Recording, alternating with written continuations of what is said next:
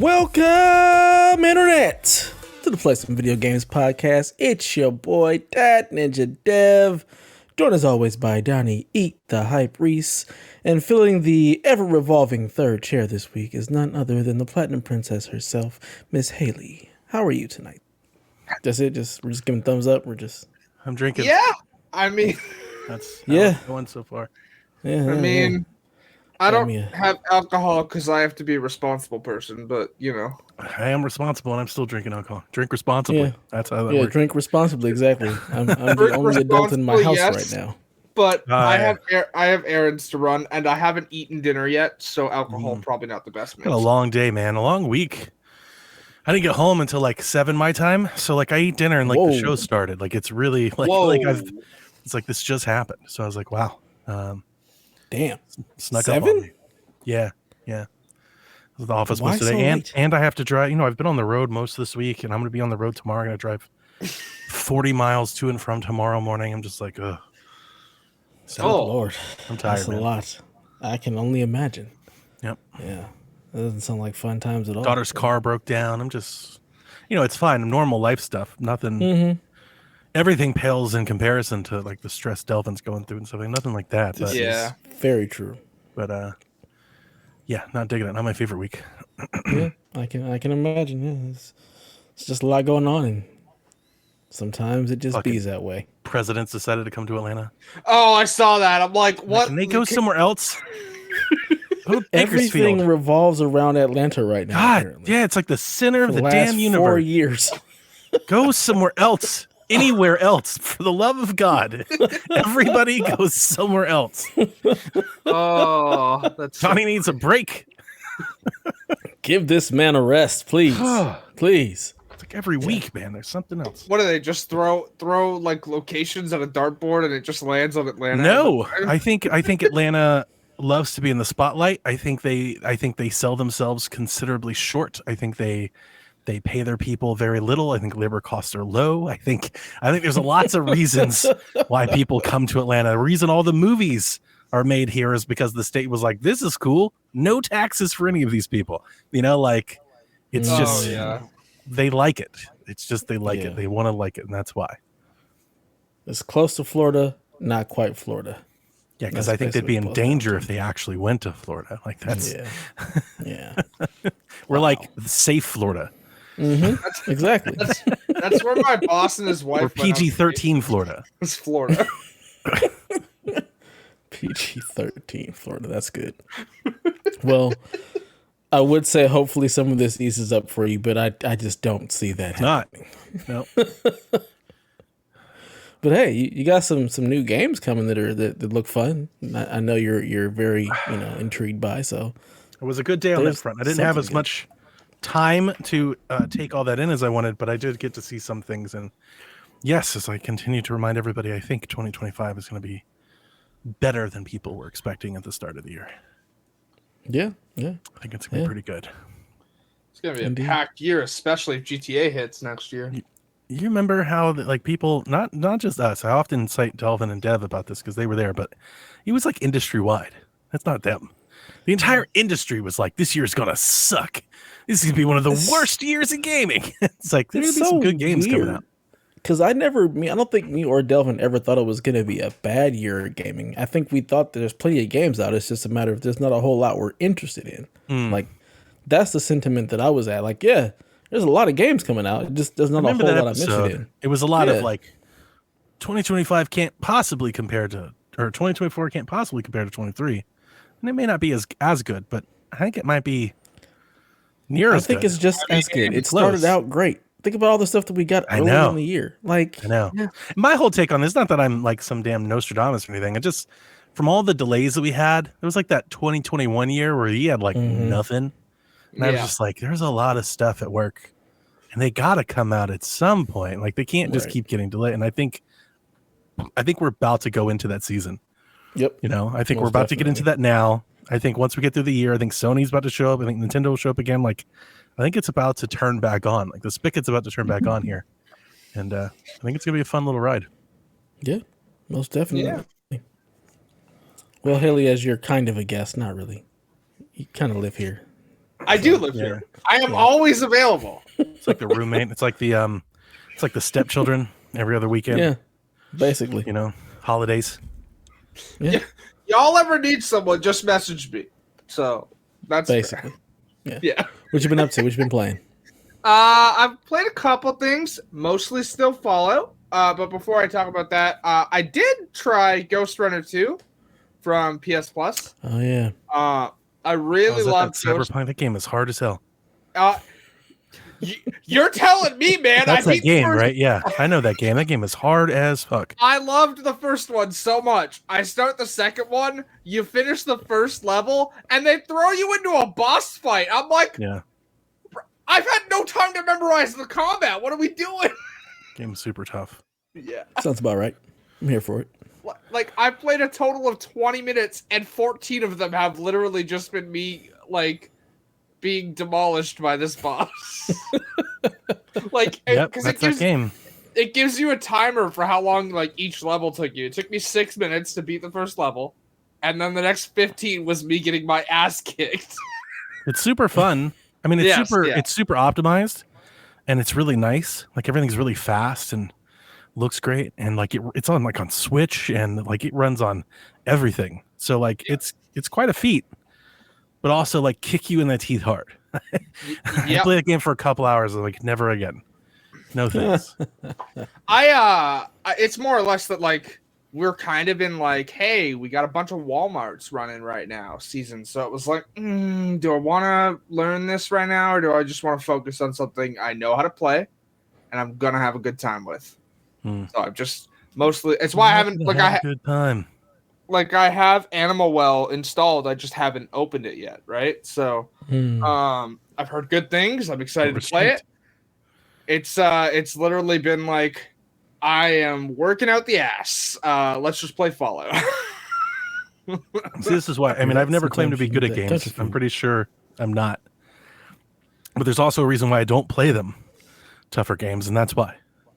Like, gaming is not that for me. I'm not trying to show my prowess, or I'm trying to escape. I'm just trying to forget about Atlanta for a few hours. Hey, not walk in and get my ass handed to me by the Ghost Runner boss. Like, what is this shit? It's so weird too, because I think that's adding to the misery that already exists. I already do that on a daily basis. I already fight a boss all day. Truer words have never been spoken. Trying to come home, trying to get some power armor, trying to get some mechs, trying to blow some shit up. It's funny though, because like in Ghost Runner 1, I think you can go like 12 levels before you even see like a boss at all. Yeah. And then here it's like, hey, here's the first level. Fuck you. Here's a boss. Hey, you came for seconds. You wanted more. They said more. Yeah, I more. Sure did. You got it. So, actually, I was playing Fallout just before we started recording. I just reached level 40. I still have not advanced the main quest past Act 1. It's literally like, wow. I am just exploring. So, you've never played Fallout, right? I have. Okay, well, Fallout 4 has a perk called Idiot Savant. And at each of its levels, it gives you like an XP bonus randomly based on like a chance based on your intelligence meter. The perk level that I have it at, not only does when it pops, it gives me 5 times experience for whatever action I just did. It also has a random chance to give all of my kill actions around it 3 times XP. So it just like boosts you. Yeah. So that's how I've reached level 40 without advancing the main story past Act 1. I've just been doing a bunch of side stuff and exploring. Working on the one trophy that has given me a pain in the ass. It's why it took me so long to platinum the game in the first run. It was the settlement trophy.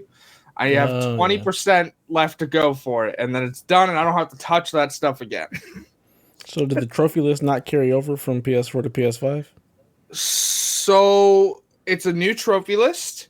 And you could carry over old saves, but trophies don't pop, so you have to earn them all again. Okay. Which is fine by me. I had a good time earning the platinum for Fallout 4. Like, I don't need things to auto pop. Like, for example, when I Last of Us 2 Part 2 remastered, right? Mm-hmm. I didn't want that to auto pop. but I also wanted like to continue my New Game Plus save. Right. As soon as I brought that over, just boom, auto pop. Like, Yeah. Okay. that took the wind out of the sails for me. I'll go back and play the game over again, but for now it's like not there because it took the wind out the sails. I wanted to earn the achievements again. Oh nope, I got them all in 1 second. Yeah, I can see that. Whereas something like when I did it for Spider-Man Remastered, I didn't want to go through like the 100%ing the city again. So I was totally fine with that auto popping. Yeah, I can see that. That's a grind and a half right there. So sure, just give me sure that. Give me that trophy, please. Give me that. Yep, makes sense. That's about all I played.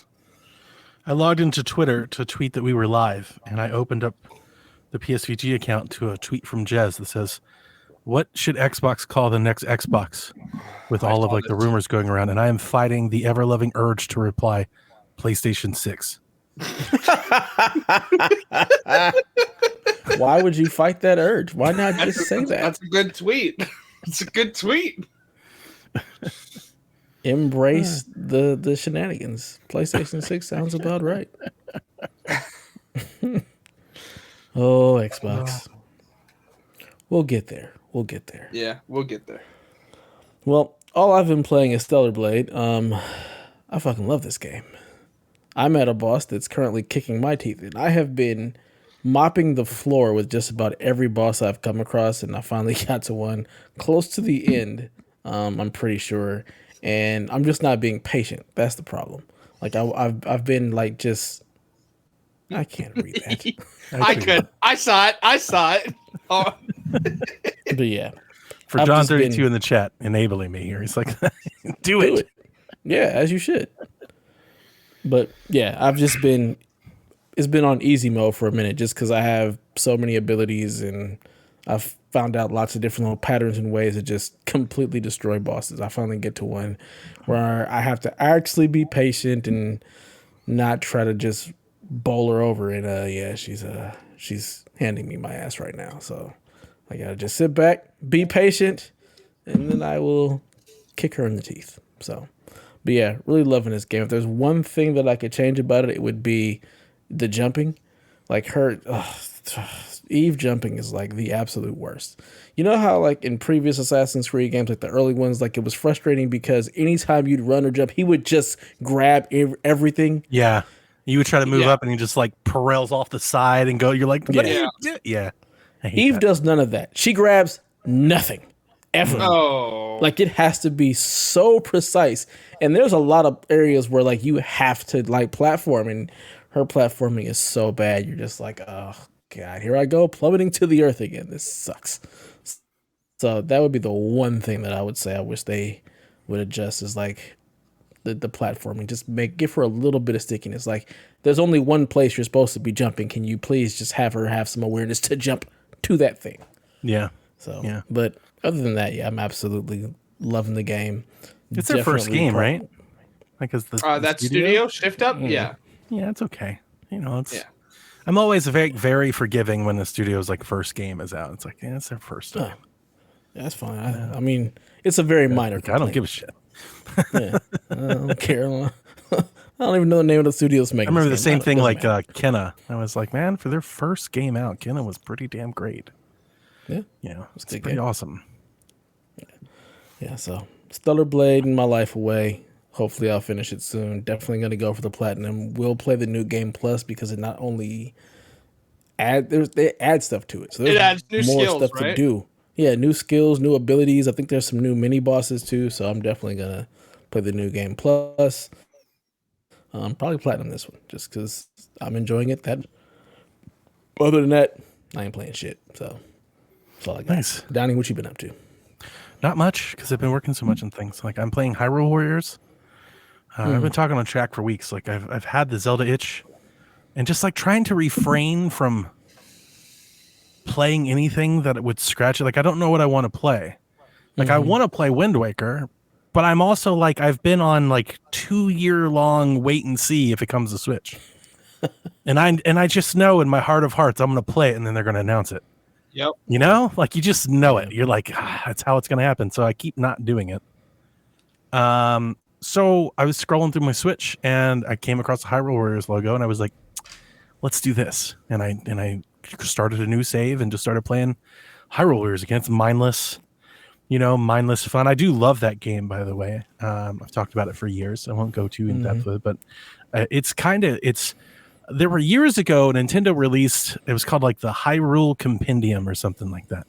And it essentially was like this asinine way, which they've already said like really doesn't make sense, but they tried to like canonically tie all of the Zeldas together through like different timelines and different periods of the hero and all of that.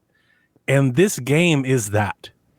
It is like if every Zelda game was connected through like these different universes and you could time travel through them all in one game. And that is Hyrule Warriors with like Japan, big busty Japanime characters also.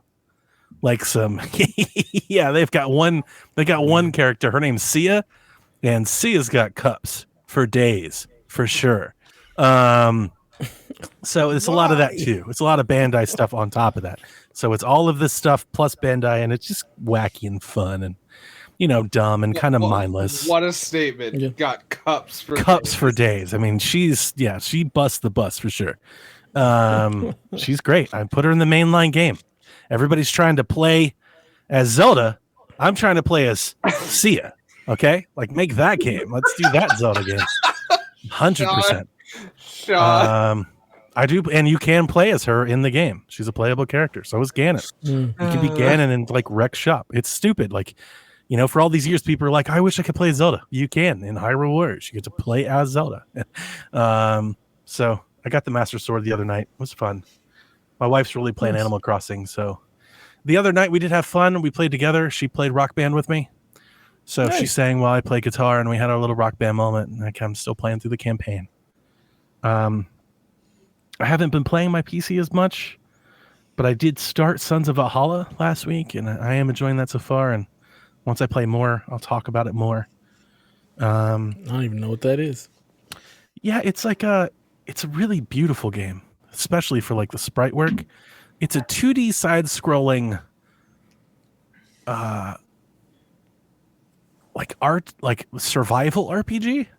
It's like Valheim if Valheim was in 2D. Okay. Right? So they have other games like this. I don't know the developer. I'm not like a fan of the franchise, but I'm aware that they have other games that are like the same game. They're like reskinned. And they did a Vikings one. And I saw it about the time I was playing Valheim, or Steam told me about it when I was playing Valheim. And it came out a couple weeks ago. And I booted it up. I posted some screenshots in our Gametography channel. It is gorgeous. Like, it's really pretty, very shiny, very bright and vibrant. And I did play, and I am having fun. It's a side scroller, so like you can command troops and you can run to like the right side of the screen, and like you can try to take over a city and lay siege and break down the door and kill all the people. But you also like, build facilities and like raise soldiers and like fish and do all like the city building stuff too. But it's all side scrolling. It's all flat and side scrolling, like sideways. It's not like a 3D open world or anything like that. So it's different. And there's like, Zeus and shit's there, and the Bifrost and all of the Thor shit, all of that stuff is there, whatever the mythologies make all that. Valhalla. Yeah, it's all there. So I'm playing a little bit of that, but I won't talk about much more than that. But yeah, that's kind of it. That's all I'm really doing. Sweet. So we're all basically just grinding away at life and playing games here and there. Pretty much. Yeah, I'm like, it's that season. I took off a week for work, came back. That week sucked. It's not getting better. I'm like already like I should take off again. Just quit and wait for them to evict me. Maybe. I think I'm not even lying. I think I might take a day off, like just to play Hellblade or something. Like I'm already back, and I'm like, I need a day.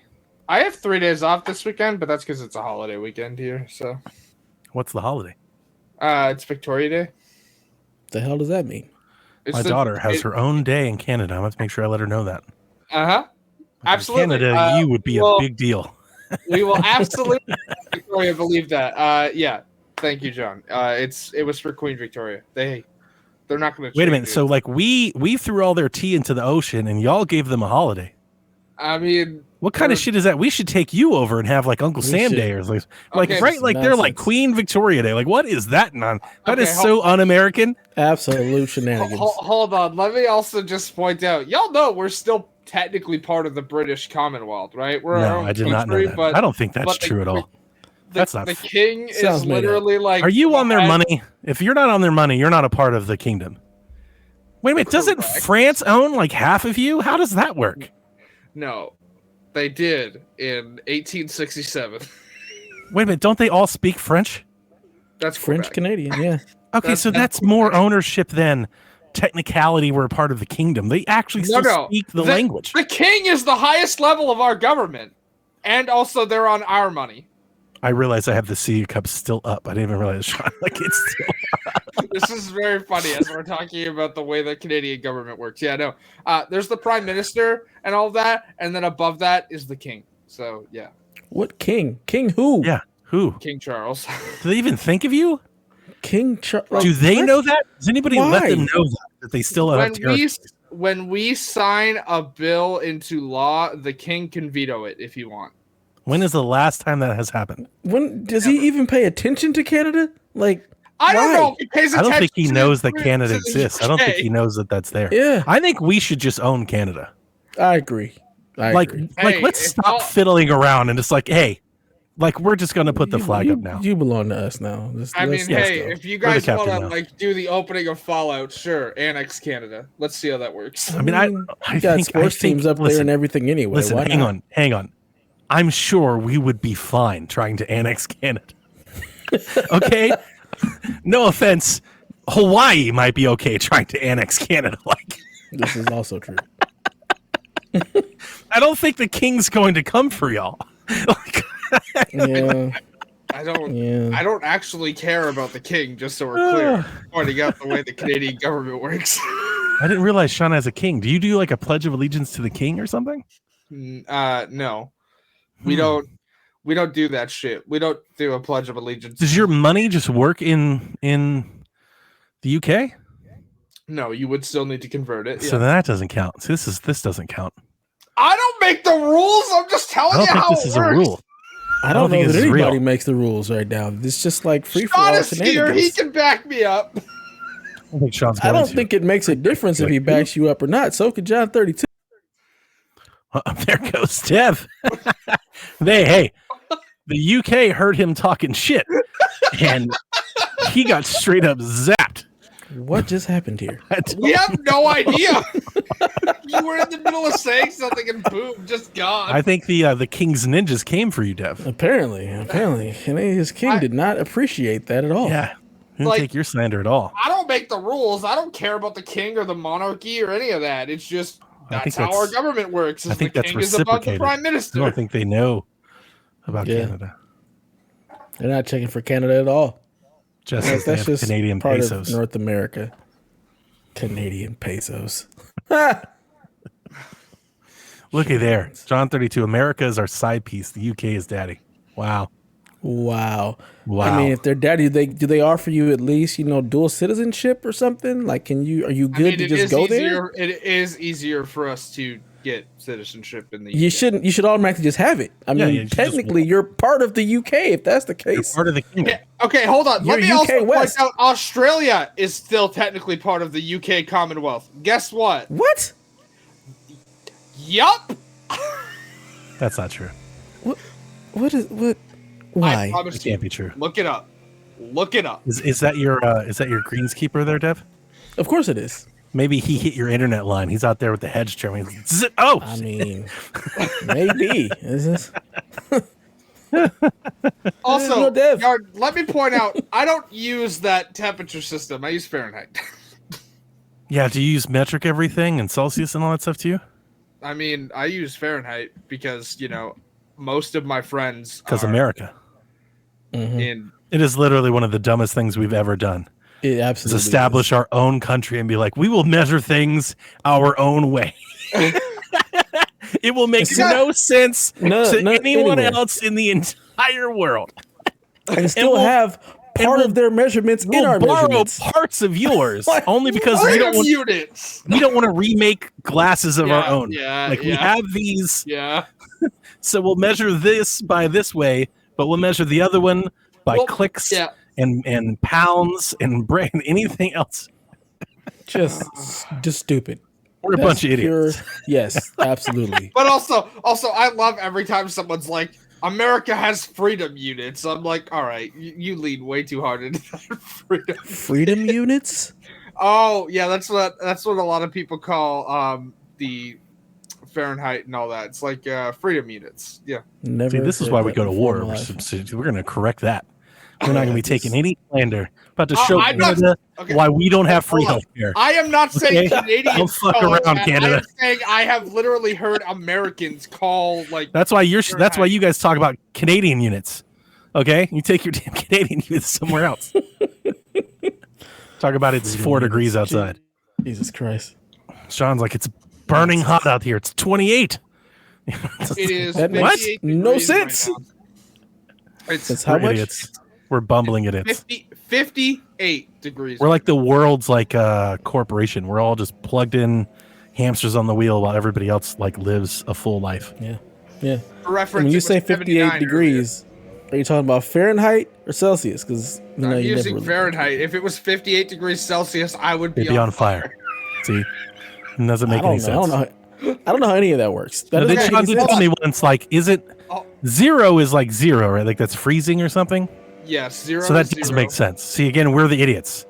Yeah. Zero below freezing is like zero, and I'm like, oh yeah, that makes a ton of sense. That's exactly how you should do for that. For reference, Celsius. Why are we talking about Canada?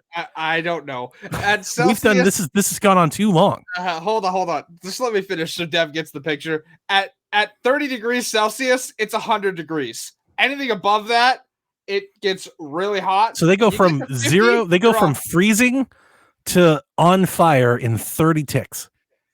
Basically, yeah. Do you measure things in like half? That's dumb. Is there like a 16 and a half? Because our scale goes way longer than that. Like we go from 32 to 105. We have varying degrees. Makes way more sense. I know. I'm using Fahrenheit all the time. So you guys are like, when it comes to video game scale, Canada's are like, they're like the 5-star review. Right. But we're like the IGN 1 through 100. Yeah. Yeah. That makes way more sense. Because you're telling me that 30 degrees is a hot day just sounds dumb. It just doesn't sound right at all. Yeah. When 0 is freezing, 30 should not be warm. 30 should be like lukewarm. Yarden says 100 is boiling. Is that the boiling? Is that the flashpoint? Is 100? Yes. See, it makes sense. 0 is freezing. 100's the flashpoint. That makes sense. Yeah. It's dumb. Like we don't want to say it. We don't want to say it's 28 degrees outside and it's like a hot summer day. That doesn't make any sense. It doesn't make any sense at all. That doesn't sound hot at all. Let me point out, it's 95 today out here. With like the heat point or like the whatever you fucking call it. I don't fucking know. I hate. Look at this statement. D Life says, I think each Celsius is like 3 Fahrenheit. Now, so okay, hold on. If you want to do the conversion of Fahrenheit, nobody wants to do the conversion. Let's stop. I'm not saying that, but like if you do it, it's like divided by 9, whatever the temperature in Fahrenheit is. I won't be doing that. Sorry, you had to hear this. Fahrenheit forever. I apologize to the chat. Fahrenheit. It's funny because my boss goes, "Hey, what's that in Celsius?" And I'm like, "Fine, I'll do the conversion." Who gives a fuck? Just look, it's hot or it's not. It's cold. Yeah, leave it at that. That's it. Well, I mean, in Canada, it's never hot. It's just cold. It's true. It's just cold. Cold and less cold. Excuse you. It was 80 degrees earlier. No, you must guys, but then like in lava up there, apparently. Right. That's. Yes, shenanigans. No. Again, that's Fahrenheit. It's gonna be snowing again in like 2 months for you guys. What difference does it make? Yeah, you'll be fine. What snow? It didn't snow at all for us. Get the snow dogs out. Haley's Canada is very different. Apparently, because I feel like Sean, 9 months out of the year, it's snow. 100%. That's Alberta for you. That is 100% Alberta. Look, it's all the same Canada as far as I know. It's just Canada. There's Alaska. There's U.S. Canada and British Canada, apparently. And French Canada. There's 3 Canadas. There's our Canada, the French Canada, and apparently the King's Canada. I mean, those are the Canadas. I don't know. Where is Toronto? Which Toronto? Is that like the Saudi Canada? I don't know whose Canada Toronto's is. An hour from me. It takes. So that's the King's Canada. So we have the King's Canada, France's Canada, and America's Canada. Okay, but also technically you're not wrong because Quebec wants to like secede from the country all the time. And go where? That's And because No, it's not even a real country, It's anyways. That's why. it's the same way that Texas threatens to secede from the Union. That's not never been like real. listens to Texas. That's not a real thing. I agree. joke. I'm just saying to make a comparison. Quebec is. That's not a good camera. I think Quebec is serious. I think they're all talking French about how much they hate y'all. I think that's for real. The Texas isn't real. That's just dumb grandstanding. I think Quebec means business. I think there might be Canada and Civil War one day. We've been talking about this for like 17 minutes. It's been way too long. I've tried to get us out of this multiple times. It's because it's hilarious, and we probably all need to laugh. That's true. Funny. Yeah, that's true. It is like our secondary tagline. It's like our secret show. Like we have the video game show, we have the live show, but then there's also like the Trashing Canada show. Yep. Like a frequent recurring theme. It's a bit. It's a place in video games. A bit. 1000%. Like I don't even know why we have any Canadian viewers. The shit that we talk about you guys' country. It's court. Blame court. Blame Canada this is true. Nice. Blame Canada podcast. Absolutely. We might have to start that up. That might have to be a thing. All right, Donnie, we have some news. A lot of news. I'll try to get through it somewhat quickly. Let's start with PlayStation, which we have a lot. Sony has announced new management structure and formalized new leadership for Sony Interactive Entertainment. So Jim Ryan left. Thank the world. They have split his role into two roles. So I don't know the name. Hideki? Any idea? I would butcher it. So yeah, I'm gonna go with Hideki. Okay, Hideaki Nishino has been appointed the CEO of Sony Interactive Entertainment's platform business. So think hardware, financial services, all that stuff. Herman Hulst has been appointed the CEO of the Studio Business Group. So he's overseeing all of the PlayStation studios, PlayStation Productions, Bungie. All of these things go into effect June 1st. Hiroki Tataki will continue to serve as chairman of SIE in his role as president, and he will also continue to be the COO and CFO. So they're saving a fortune off of this guy. This guy is making 5 jobs on one salary. Nishino and Hulse will report to Tataki, and they intend to collaborate closely to strengthen each business and all of the, maximizing synergies, things that corporations say. I mean, really, the thing here to note is that basically Herman Hulst's job hasn't changed. It's the same. He got a pay raise. Yeah, he's got a bump in salary. Hiroki did have a statement, in a wider statement about what all this means, talking about the showcase that is to come. And he said, later this month, you will learn about the long-term vision for Sony Group and the essential role Sony Interactive Entertainment plays in that vision. As I mentioned previously, fiscal year 24 marks the start of the mid-range plan period for Sony Group, in which we set the course for sustainable growth. So it's been rumored for some time that we are having some sort of PlayStation announcement soon. This seems to back that up. So a week or two. PlayStation announcement or like a Sony announcement? It's a PlayStation announcement. So the way that statement is phrased makes me think like PowerPoint kind of situation. Exactly. But again, there have been the rumors of like an actual PlayStation showcase. There's going to be a PlayStation show. Yeah, there's a PlayStation show. It's been a rumor every month since this year started. There's going to be a PlayStation show this month. There's going to be a I swear to God, every month there's going to be a PlayStation show. It never. Well, I think there is going to be one this month. And like I said, there was one last year in May. And was there one the year before in May? Like this is their their beat. They like to get out in front of Summer Games Fest. Yeah. They have their own time. Like, yeah, they're going to have something. Hopefully, they're going to show us an Astrobot game. Anything else you guys want to see from them? Not Astrobot.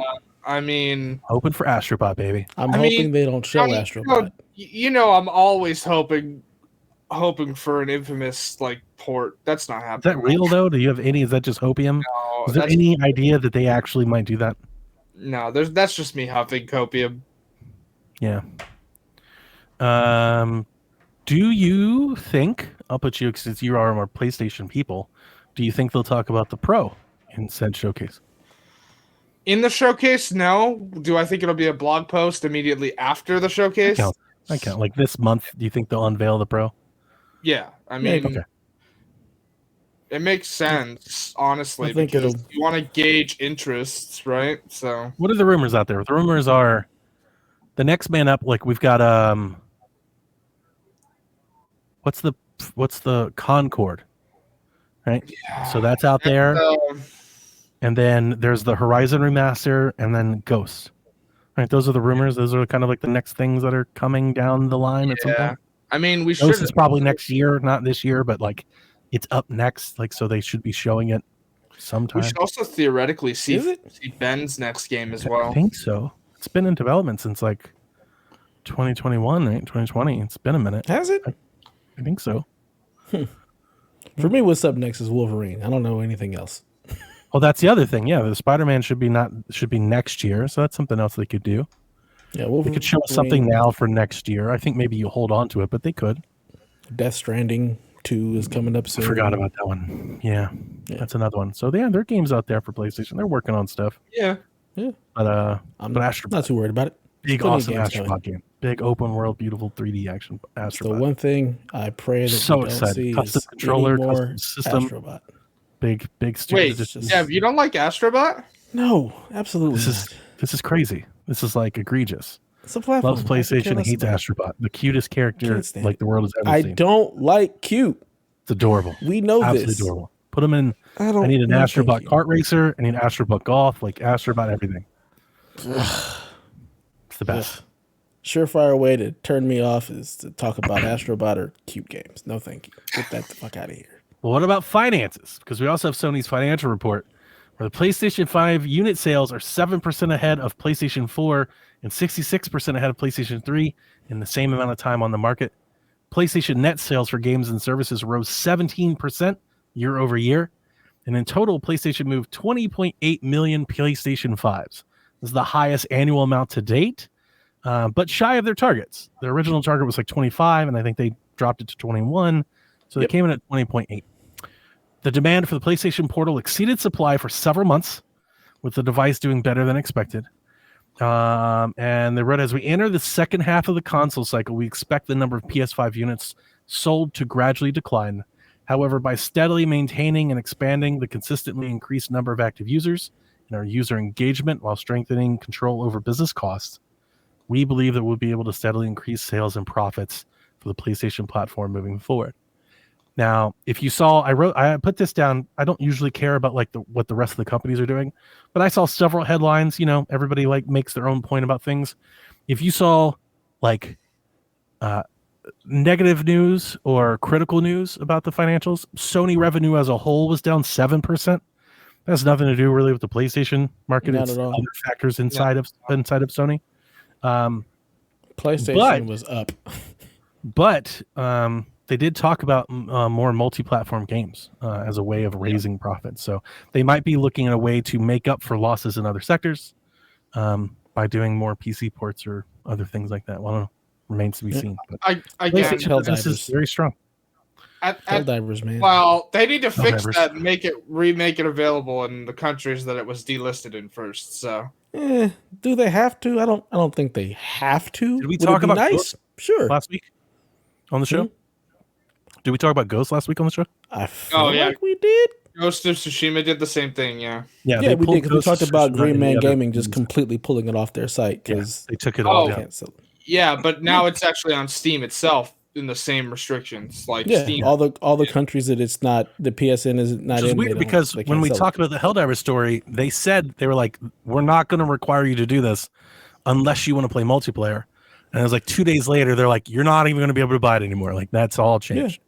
I mean, like I said, that makes sense. It's just easier to go ahead and say, you know what, the full game isn't available in this region, so we're not even going to sell it until we figure out a way to fix everything. Makes sense to me. Okay. I mean, it's better than selling it and then trying to turn it on and block everything. It's better than that. I agree with you. Is that the best way to do it? I think you could just release the game without the PSN requirement at all. Like that's the better way of doing it. You could just do that. I mean, that would make them that would make them the most money. But yeah, they don't want to, and that's their prerogative. Here's the other thing. I saw a couple people speculate that the pulling Ghosts from the regions was actually Steam doing it out of fear of what's it called? Like the way that like business protections for consumers are in other countries. Makes sense. Because I figured that was the same reason that the Green Man Gaming just said, you know what, we're not even going to deal with this at all. Like, we're just not going to sell it. So I saw, and you may be right. I have not dove into the story at all. So I'm not even saying that I'm different. But during the Helldivers thing, I saw a Reddit thread where there was a lot of speculation that Steam was the culprit for them pulling on it. And then that all just turned out not to be true. People Steam was like, yeah, we didn't do any of that. So, to be fair, I did see I know what you're talking about. The comment there from Steam support, which like this was at the request of the publisher. Yeah, people were like Steam pulled it from other countries. I was like, yeah, none of that happened. That was definitely PlayStation's call. So I don't know if that might be mixed up or just internet conjecture, or that might be true. Could also just be a support member, literally like talking out their ass because half the time they go off too. Yeah. Happens all the time. We got PlayStation non-essentials for this month, headlined by Red Dead Redemption 2. There's also Deceive Inc., The Sims 4 Sitting Living expansion. Dev, you got to play it and let me know how it is. Crime Boss Rockay City. You remember that? Yeah, I don't have the non-essential tiers. You got to get the non-essential tiers. Got to get the Super PlayStation tiers. For these trash games? No way. The Settlers, hey, Red Dead Redemption 2, man. Stranded, Alien Dawn, Cat Quest 1 and 2, Dev. Cat Quest. The Lego Movie 2 video game, Watch Dogs. That's your shit. Watch Dogs now available in the non-essential. How old is that game? That was how I played that when I'm not. Play it again. Hey, and that's a re-release to PlayStation Plus because it was on PS Plus Essential a while back. Well, also. Casual reminder, if you claimed Watch Dogs via the Essential tier of PlayStation Plus, do not play it through the collection or it will overwrite your license because the PlayStation license situation is absolutely fucked and has been for years. Wow. Wouldn't know anything about that. You can get 2 Extreme, G Police, and Worms Pinball.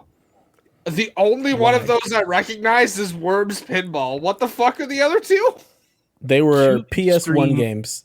2 Extreme was like the precursor to Tony Hawk. Like they had all of these extreme sports games before we got like Tony Hawk. G Police is also like a 3-player action adventure game or whatnot. It's original PS1 games. This is what your premium tier gets you. This is the most terrible money. PS1 the games. most. I don't understand. Cat Quest, Watch Dogs, and 2 Extreme. Cost me fucking $25 a month. This is absurd. I'll continue to say it. From the day they announced it, I was like, this doesn't make... It's backwards. I talk about Sean, I'm like, it's fucking backwards. It's like they're actively telling you... For the trash. They're actively telling you, don't give us this much money. It's like a troll. Like, what are you doing? Demos, I have the $25 tier. I never touch the PS1 classics. I don't fucking play them. I do use the game catalog often though. So yeah, that's Sony's financials. They're doing pretty good tier, though.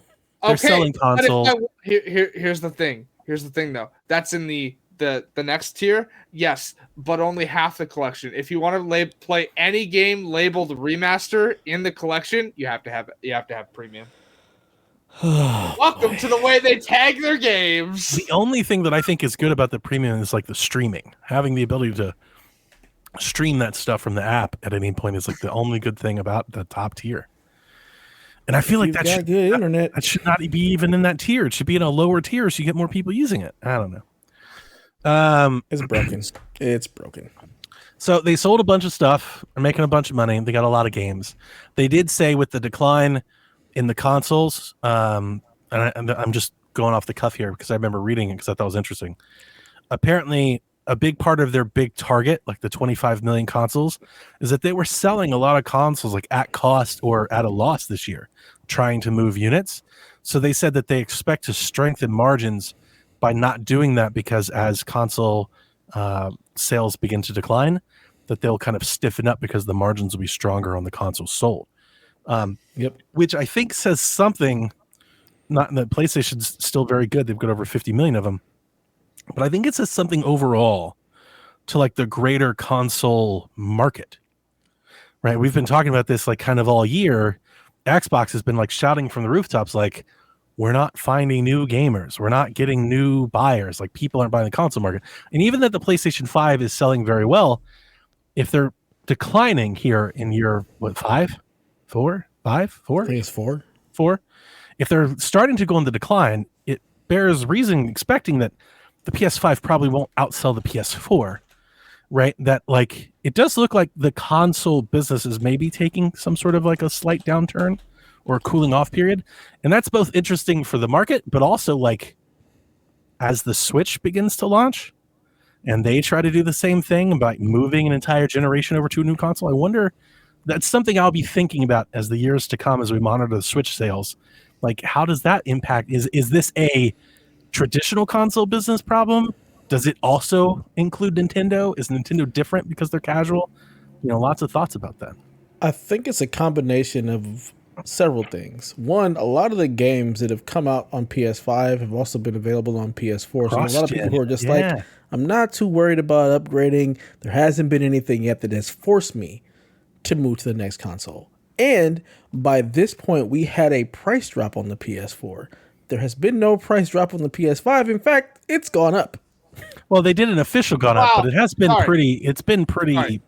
You've been able to get sales, but not a permanent price drop. I was talking about that cross-gen thing about Switch because we were talking about Switch 2 and on Shaq this week, and we were talking about, like, do they try to do cross-gen stuff? And my read on the situation is definitely not. I don't think Nintendo. I think they've had the opportunity to sit back and see how this works and look at it, and I think Nintendo's like, yeah, we're not doing that. And to be honest, I don't think PlayStation wanted to do it either. I think Xbox doing it maybe led PlayStation. Yeah, they didn't want to do this, and I think you're spot on. Thing. Yeah, I think you're spot on. We believe in generations thing. It was forced, and COVID just kind of jacked everything up. I was talking to a couple of my guys at work, and one of the guys, Jacob, he's had every PlayStation. He says, like, I haven't felt the need to get a PS5 yet because, quite honestly, everything I've wanted to play is coming to PS4. Yeah, he still played. I can just wait. Most games, and a lot of people don't care about the quality and the ray tracing. Like, I can play it, right? It's fine. Yeah. Yep. You know, so yeah, you're spot on. And I don't know what Nintendo will do, but I expect that they will go, maybe there's like a cross-gen launch game or something, but I expect they'll be like, these are Switch 2 games. And if you want to play Switch 2, you're going to move over. They are immune to this. People are going to buy the next Switch. Yeah. Because it's the new thing. It's going to be something that's going to be different than the old Switch. It's going to have Switch, like I said, like you said, I don't think they're going to do the cross-gen thing. They're going to have that new hotness. Where PlayStation and Xbox, because of when it came out, because of COVID, there wasn't that new hotness. And it's like they've continued to just say they were hard. You can play things both. Yeah. They were hard to get. They were hard to manufacture. There were the shortages. They didn't have a lot of exclusives. They were doing a lot of the same games. And additionally, there was like that moment in time, I think it's still going, where nobody, and I'm kind of making, I want to make a bigger point later, but I'll kind of tease it now. Nobody wants to sell less games. And that's the big part of the cross-gen thing. People are scared to rip off the Band-Aid because nobody wants a $30 million copy game to suddenly only sell 6 because you locked it to next gen, right? Or current gen by these standards. Like, nobody wants to sell less games. Yeah. So like we are in that how much they cost to make now. That's where you start to see Xbox, but not just Xbox, start talking about multi-platform. How do we keep everybody buying the games? That's where the cross-gen thing really comes from. It's not because it really was, we want to sell as many of these $70 games as possible. Yep. And I'll make more points on this later. It's something I've been thinking about most of the day. I mean, hey, to be fair, you know that my opinion is just rip that Band-Aid off. Let everybody play everything. Yeah, well, you can make that opinion. We've got more questions. EA college football news, not yet. But the deluxe cover leaked. Also, the standard cover leaked today. I'm not sure if you saw it, but it's also out there. So tomorrow, drop tomorrow? Yeah, it comes out tomorrow. Reportedly, we will get a trailer that will officially unveil the cover, and I think like a trailer for the game, and pre-order should go live. GameStop has already put boxes up in stores. It's on shelves. Like the PlayStation They Store, have which stores originally too? leaked the game, is already there. So we're expecting some NCAA football news tomorrow. And what that news should be is a regular edition game for $70, a deluxe edition game, I think for 90 or whatever, and a homecoming edition for $150. I'm interested to see what comes in that version. Didn't you call But it like the Heisen Trophy edition or something it like might that? be the Heisman edition. Maybe I wrote this down wrong. I don't remember. But it has been reported, I think very accurately, that this will be next gen only, current gen only. I keep saying that. It'll be Series X and Good. PlayStation 5 only. There will be no PC version of the game at all. That feels weird.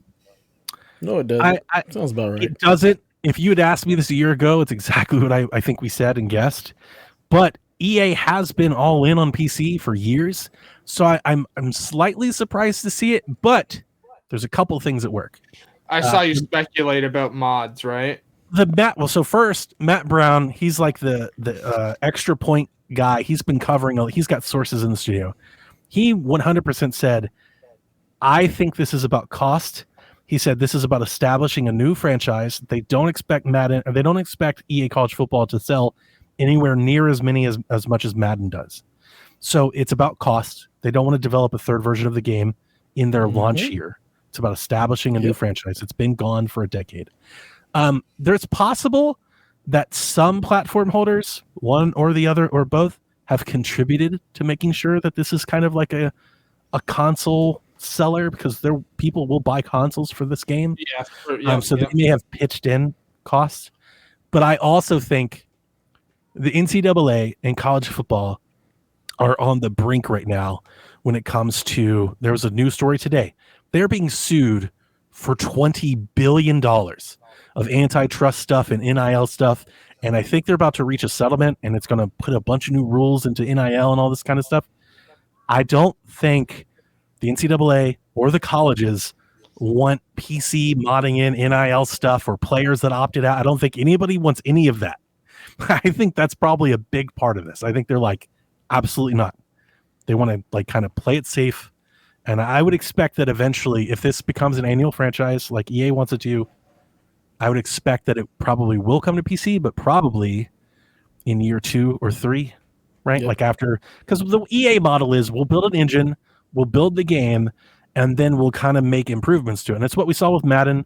Madden on PC has been like a generation behind for a couple years. And so I could see them launching on console, then maybe next year or the year after, they bring the NCAA game to PC, kind of once the lay of the land is. Yeah, because and I say this, I should have also mentioned, as somebody who follows this franchise, there is a gigantic NCAA on PC modding community. I mean, it's huge. Entire Twitch and YouTube channels around it, like it's its own thing. And I just think they don't want their game touching any of that right now, because things are kind of heating fluid. Yeah. Because if somebody opts out of the game, some athlete, and somebody just mods them in, makes a big deal, if it goes viral, all of a sudden they're getting sued again. Like I don't think they want, they don't want any of that. I don't think they want to touch it. I wonder how they're gonna handle roster sharing, because technically you do the same thing on the console. I'm not expecting there to be roster sharing in the game. I don't think that's going to happen. There's a lot of people wondering. Like that was like one of the big things about college football. I think people are. Those are the biggest questions in the Reddit forums that I follow. The biggest questions are school builder and roster share. And my expectation is that they won't be there, but who knows? Maybe they will. We'll see. So I understand what roster sharing is. What's the other thing? Team builder, where you can actually create your own school. So D2 schools aren't in the game. They only did the first division. So if I wanted to create my alma mater in NCAA, I think 09, 11, 12, 13, 14, I could go in and create a school. Not only could I create it, I could create their own logos, and you could make the school. And then I could actually load that up to the cloud, and everybody else could download my school. I don't think they want any of that either. Again, because they don't want somebody to create a school and then that school sue them for infringing on their copyright. We've literally legislated all fun out of this game. Basically. Because that was like the big thing about It was about so much NCAA football. It was everybody creating rosters, creating like you'd have somebody who would create every single D2 school uploaded, and you'd have them all in the game. 1960s NCAA football, all legends NCAA football rosters. Like, it was so much fun. Okay. And now it's zero fun, sir. I mean, to be fair, my only experience with like NCAA college football is again, I'm gonna bring up Ray. Every year for his birthday, he does like a 12-hour like mascot tournament. Nice, yeah. Where like he doesn't play the game. He sits there and watches the game simulated for him for 12 hours. It's his birthday stream. He loves doing it every year. He gets tons of clubs and everything. Like punishment. Then that's oof. But I think they should have made the game without any names. Without any, just generic roster. I mean, not even position. Just these are the players. Like, you know who the quarterback. Like, we don't have to do any of that. The same way it's always been. Yeah, I was gonna say, isn't that how the game has always been? Like, it was just the generic until now. Now it actually has players. Sort of, but like back in the day, you would have like QB, like the numbers matched. The numbers were like there, yeah. QB 7, QB 10, and if you went into the roster, and the players looked like the player was there. It looked like the player had their stats. That's why they got sued, because it was the player's likeness. Mm-hmm. I literally think you just do a randomizer, random numbers and everything, colors, and it's just the team. And just say, you don't know who's out. Go ahead and fix your rosters. I wouldn't even let them do that. I'd be like, look, you're just going to play as whatever is there and call it a day. But I'm glad everybody's getting paid. I am glad about that. It does feel like we've... Well, not Archie Manning. He said no. It's taken 10 years to get back to this point and billions of dollars. The standard contract for, I think it was $800 or $1,200. I don't remember, but we talked about it on the show. I thought it was $500. That was the original one. It went up. Oh. They originally said $500. It did go up. I think it was $800 or $1,200. That was the standard. Like, that's like the base if you signed up. There are other players that got promotion deals. And not even cover athletes. Like that there are players that like just tweeting about it or streaming it. They got money. They got thousands of dollars to do that. So that makes sense if you're an influencer and you're playing the game and streaming it. You're star players. Star players, yeah. And then the cover athletes got paid like cover athletes, and like there's money to go around. Like EA has like all lucrative thing. Yeah. Since the beginning, and I will give them their flowers here. Like, give credit where credit's due. When they got sued, EA was like, we are happy to pay the players. We don't have a method to do so. Do you want us to distribute 170 different checks to schools and have them divvy it up between their player? Like, tell us how to do it, and we will. Yeah, that was always their thing. So it was never about greed for them. They were happy to. Players. I think because I could have sworn that I remembered like seeing that like that's why it stopped. Right? It's because EA was like, look, we'll pay you. We just don't know how. Yeah, tell us how.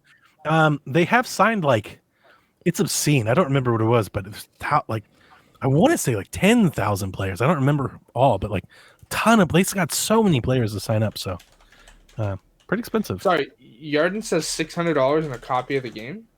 I think something like that. And again, that's like the standard payment. It's 12,800 players. See, I was thinking Jesus! like yeah. So it's not, and that's the thing that they had to, because when it first came out, there was, and we talked about the show, I don't want to redo it all, but in short, when it first came out, that 500 number, people were like, that's way too low. And EA had to remind people, we're paying 12,000 people. This isn't Madden. There aren't 400 players to pay. Like, we're paying 12,000 people. How many schools is that? It's like 134. Yeah, it's a bunch. It's 134 schools, 12,800 players, and they're offering. So, like, if you're like the third $600 center and a copy of the game on Harvard, you got a check and a copy of the game. Like, that's pretty good. Yeah. And if you were a star player, if you were one of the cover guys, or you're a star player in your team, you got more. Like, they paid you for your likeness. They realized that they're making money off of you, and they paid you accordingly. Some players I heard got as much as 10,000. Not to be on the cover or anything, like just to sign their likeness, they got 10 grand. So it's pretty sweet. Yeah. So yeah, tomorrow, college football. All right, let's get on to the fun stuff. Today, Assassin's Creed unveiled their newest game, Shadows, which comes out November 15th. Shadows takes place in 16th century Japan, and to quote Ubisoft, the country is heading towards a brutal path to unification, where unrest grows, and new coalitions appear, and corruptive foreign influences infiltrate the land. Players will experience the intertwined stories of Nawe. Did I get that right? It's spelled like Mayo, but I think they said it was Nawe. It is The Nawe. adept shinobi assassin from the Iga province, and Yasuke, the powerful samurai of historical legend. I'm sorry? Yasuke. Say it right. That's not what they said. So it's coming to consoles, Mac, Luna. Yeah, that was weird. Mac was weird. Epic Games Store and the Ubisoft Connect. When I say consoles, I mean PlayStation 5 and Series X and Series S. Yep. Okay, hold on. Before we even go any further, why would you do the Epic thing again? Like this is what they do. This is Ubisoft's. They've been doing this. Ubisoft said they were like, we're coming back to Steam, and what that means is 18 months after our games come out, we will put them back on Steam. It took Valhalla forever to come to Steam. They got paid for it for both of them, and it's like, why? It doesn't matter. You're gonna make more money if you put it on Steam at launch. I'm gonna do some defense for Ubisoft here. I agree with you. I want it on Steam. If it was on Steam, I'd buy it on Steam. Ubisoft is really good at running the numbers and knowing how they're going to make money. That's why they do their sales and everything. They have here is the path to capitalizing the most revenue. And if they're putting their games on Epic and the Ubisoft store, it's because their share of those sales are make it worth it to not put it on Steam. And I think there's some double dipping going on for players when they do put their games on Steam. Yeah. Right? So I think that's a part of it too. They'll sell it to the diehards and Ubisoft Steam and Epic, but when it comes to Steam, those players will buy it again. I mean, because my thing is like, even when you buy it through Steam, you still have to install Ubisoft Connect. Like, you still require the Ubisoft launcher. So I don't understand. Like, I get the double dipping thing. Like, let's be honest here. I would love to own most of the Assassin's Creed games on PC. I think it's the share. I think it's the Steam share. They're trying to circumvent Steam's cut of the profit. That's why they do the Ubisoft and Epic, because they're not paying 30% off the top. Like, out of that initial wave of the people that are paying full price for the game, I think Ubisoft's trying to capture as much revenue from those purchases as possible, and then they will bring it to Steam. Dev and I were doing like minimum wage Ontario math earlier when I told him the price for like the Ultimate Edition here. It's $169.99 before taxes. Is that the statue one or not the statue? No, that's the digital Ultimate Edition. Because I wrote down here the one that's like 90 for us. But I wrote down the in the notes, fucking awesome stupid edition. Yeah. This is the best stupid edition I've seen in some time. I really want it. It's a fucking console amount of money. It's insane. It's like $300. $279. Goodness. Oh, why? Why is it? If it was $199, I'd bite. But I think at $280, I can't. That's too much. I can't. Yeah, I can't. It's too much. I want it though. I want it a lot. It's not coming to Steam because the other problem is Donnie Pass. Jack only has it on Series. Jack only has a Series S in the Steam Deck, right? So if I bought the physical, he couldn't play, and he's gonna want to play this. He's been on the samurai shit. He's so stoked for Ghost of Tsushima. He's been telling me every day about Ghost of Tsushima. Dev, you'll be happy to know I've been shitting on Ghost of Tsushima every day that he comes to tell me about it. I'm like, who gives a shit? Basically, how I treat Astrobot.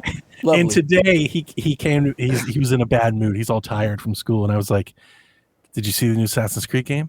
He was like, "No." He looked at me. I was like, "You should though." And I just left it at that. I was like, "You probably should go look at it though," because before you get any questions or anything, dude, I thought the trailer looked fucking dope. Yeah. Looks great. Shoots right up to the top of like my most wanted game of the year. Can't wait to play it. Favorite part is they brought back one of my favorite hidden blade things from 3. I love that. In 3, you could literally like take the hidden blade and use it in the back way. Yeah. And that in the cinematic when she dodged and hit I was like, I hope we get to do that. Like, I so badly want to do that. Shit was awesome. And here's the thing, I think both characters looked great and excellent and looked fun to play with. Yasuke Yasuke. How do you say it again? Say it for me, Dev. Yasuke. Yasuke. Dude's got a fucking spiked baseball bat. I was like, that's dope. But I'm not gonna lie. I want to play as Nawe, I think, most. Like, it is the hidden blade. Shocked. I'm like, dude, this looks great. Shocked. So, but you get to play as both. And they talked about that. Like, they're going to be intertwining. And in one of the trailers I saw, this was the only one that I watched, they talked about both characters and how they're different, where they come from. And I really like, and I don't know, like, if it's just, we'll see when we play the story if this is how it plays out. They talked about Yasuke, and they're like, he's an outsider. He's a foreigner. He's come here. He's adapted to this. And they're like, he's discovering this land and these people as you're discovering this land and people. And they get there like, but Nawe, she is here. And this is impacting her and her family. And I was like, I am so fucking here for like both of and on Reddit, the little Reddit that I saw, there were a lot of people, it was going back and forth. So I would call it split. But there were people that are like, not another dual protagonist game. And just my take, I couldn't be more excited to play as both. Like I think they nailed it. This is a different dual protagonist. Yeah, I was like, this is great. But I'll point out why the reluctance of the dual protagonist. They've done this before, and they fucked it up heavily. And I do not mean Syndicate. Yes, I love Syndicate. See, that's another reason why I think it's one of my favorites. Hold on. I love Syndicate as well. It's one of my favorites. It's really up there. Here's what I mean by they fucked up the dual protagonist thing before. In the lead up to launch of Syndicate, they talked about how both Jacob and Evie were going to be integral to the story. And how that turned out was Jacob got 95% of the missions, and Evie had about 5. And that was a long time ago. Yeah. It was a long time ago. They've done a lot of story sense, and they've done a lot of different character sense. Yeah. I just don't know how much that applies in like a post Odyssey world. I don't think that's the same. Okay, I don't either, and I'm giving Ubisoft, like, I love Ubisoft, so I'm gonna give them the benefit of the doubt anyways. But like, here's the thing though. I don't think it's going to play out the same way where that happens, because again, they've talked about how this will be an intertwining story, and you'll be able to switch on the fly of characters. Whereas with Syndicate, you had to go back to a hub base to switch between them. Sorry to interrupt you. That's another. I didn't write it in my notes because, again, I didn't have a lot of time to dive in. But I did come across on Threads. I saw somebody say that you can prone. Yeah. Like you can lay down and sneak through the dark and shit and like turn off lights. And I was like, fucking A. Like, yeah, I posted all of that stuff. Shinobi had a tweet where he gave all the additional details because, like you can take out additional lights. There's an active weather shooter, so you're gonna go through all the different seasons. Yeah, so a place this that isn't has like a pond. This isn't Valhalla. Will be frozen in the winter. This isn't walk in and just melee everybody and leave. Like this isn't that. It's a whole separate thing. Here's the thing, and it's the final first next gen version of Assassin's Creed. Dude, I'm like, I know I've been like carrying this banner all. Like I'm so excited. Like this is better than I ever thought it could be. Yeah. Like I was like, dude, this is going to be great. Like I want to buy the stupid edition. I want to buy it. Like I literally so they make a stupid edition for PC. Can I buy the PC code but also get the stuff? I couldn't. Yeah, the stupid edition does come to PC and comes with a digital code. I might get that then because I want the dumb one. I want the stupid one. Here's like if we have to, things should get better in the year. Hell, I'll even help you pay for an edition for Jack if you have to do that. No. If I get it on PC, he can play it. He can stream it through a Steam Deck, or he can play. Okay. Yeah, he can stream it through a Steam Deck. I think. I mean, if he was going to be, he can get Ubisoft Launcher on Steam Deck. That's a thing, right?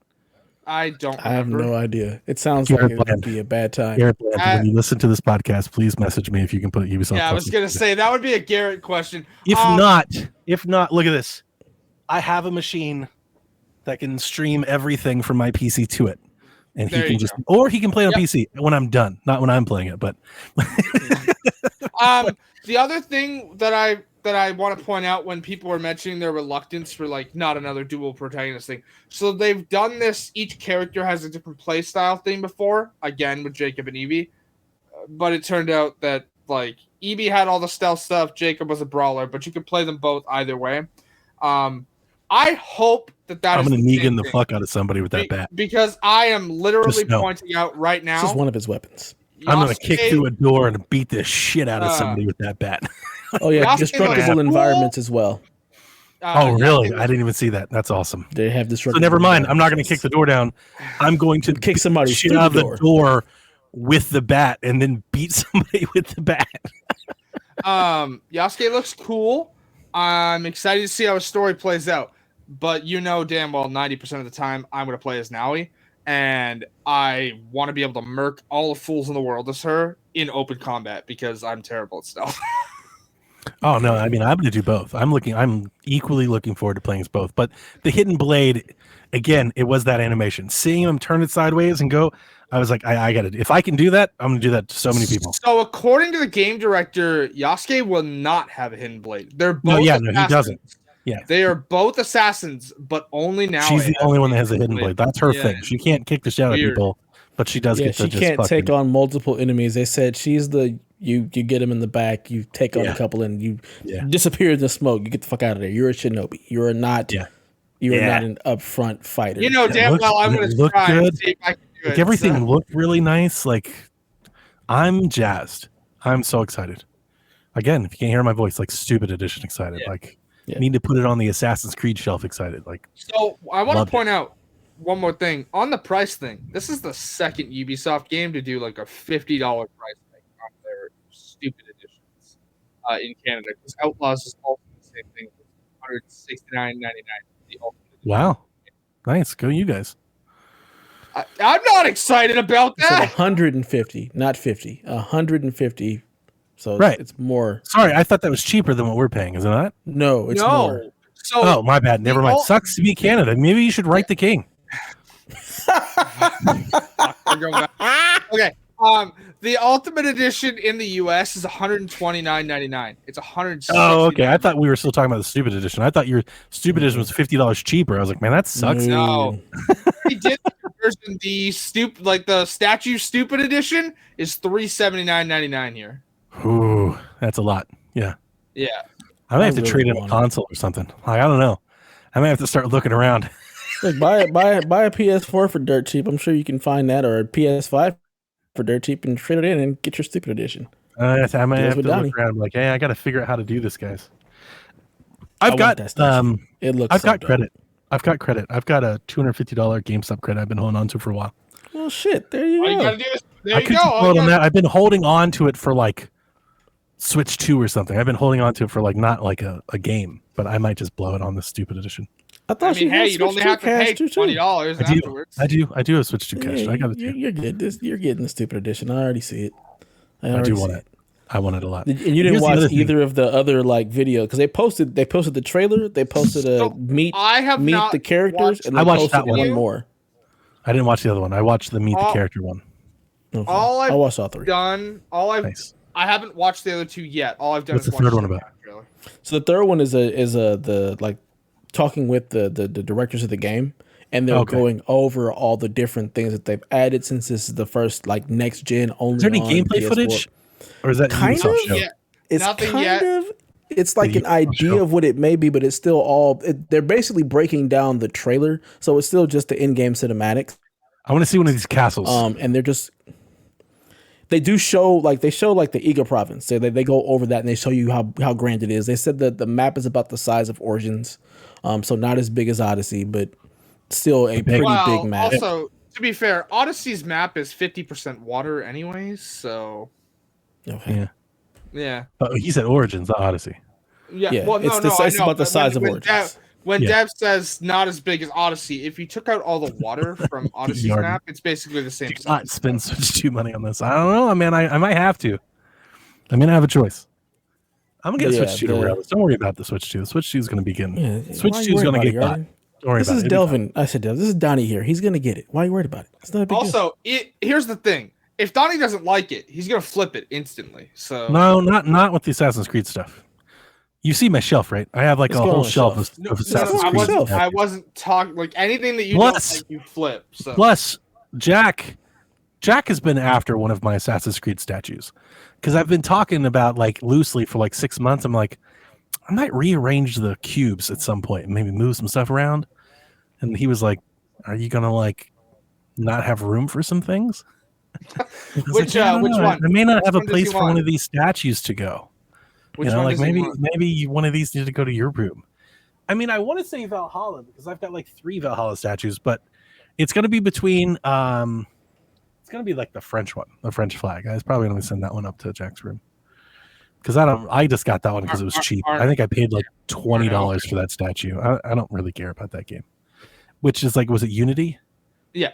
Mm-hmm. Jack loves Unity, and I kind of hate Unity. So I mean, 90% of the like, fucking if you go on Canadians, if you know what I'm saying, Dev?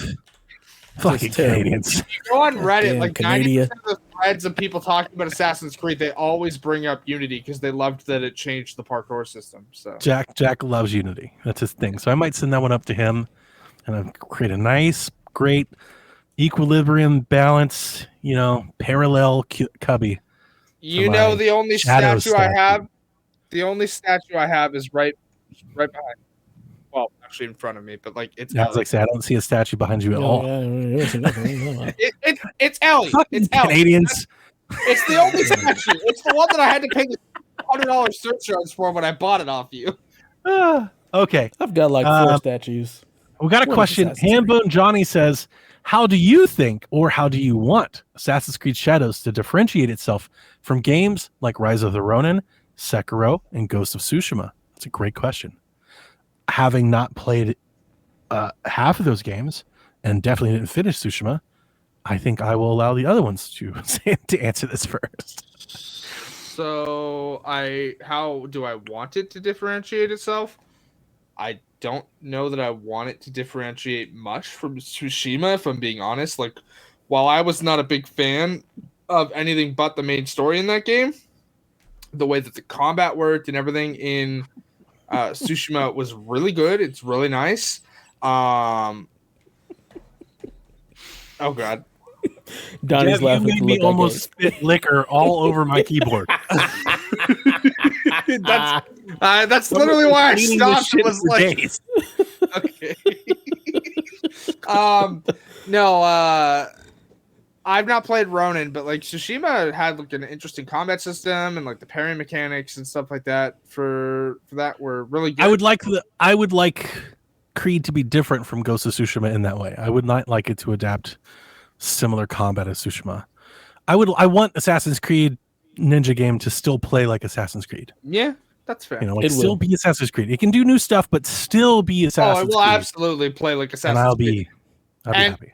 Casual reminder to anybody, because again, like they point out that Yasuke will play like the more recent RPGs. Yeah, they're both going to play like the traditional RPGs, even if one is stealth oriented and one is not. Here's the reason why.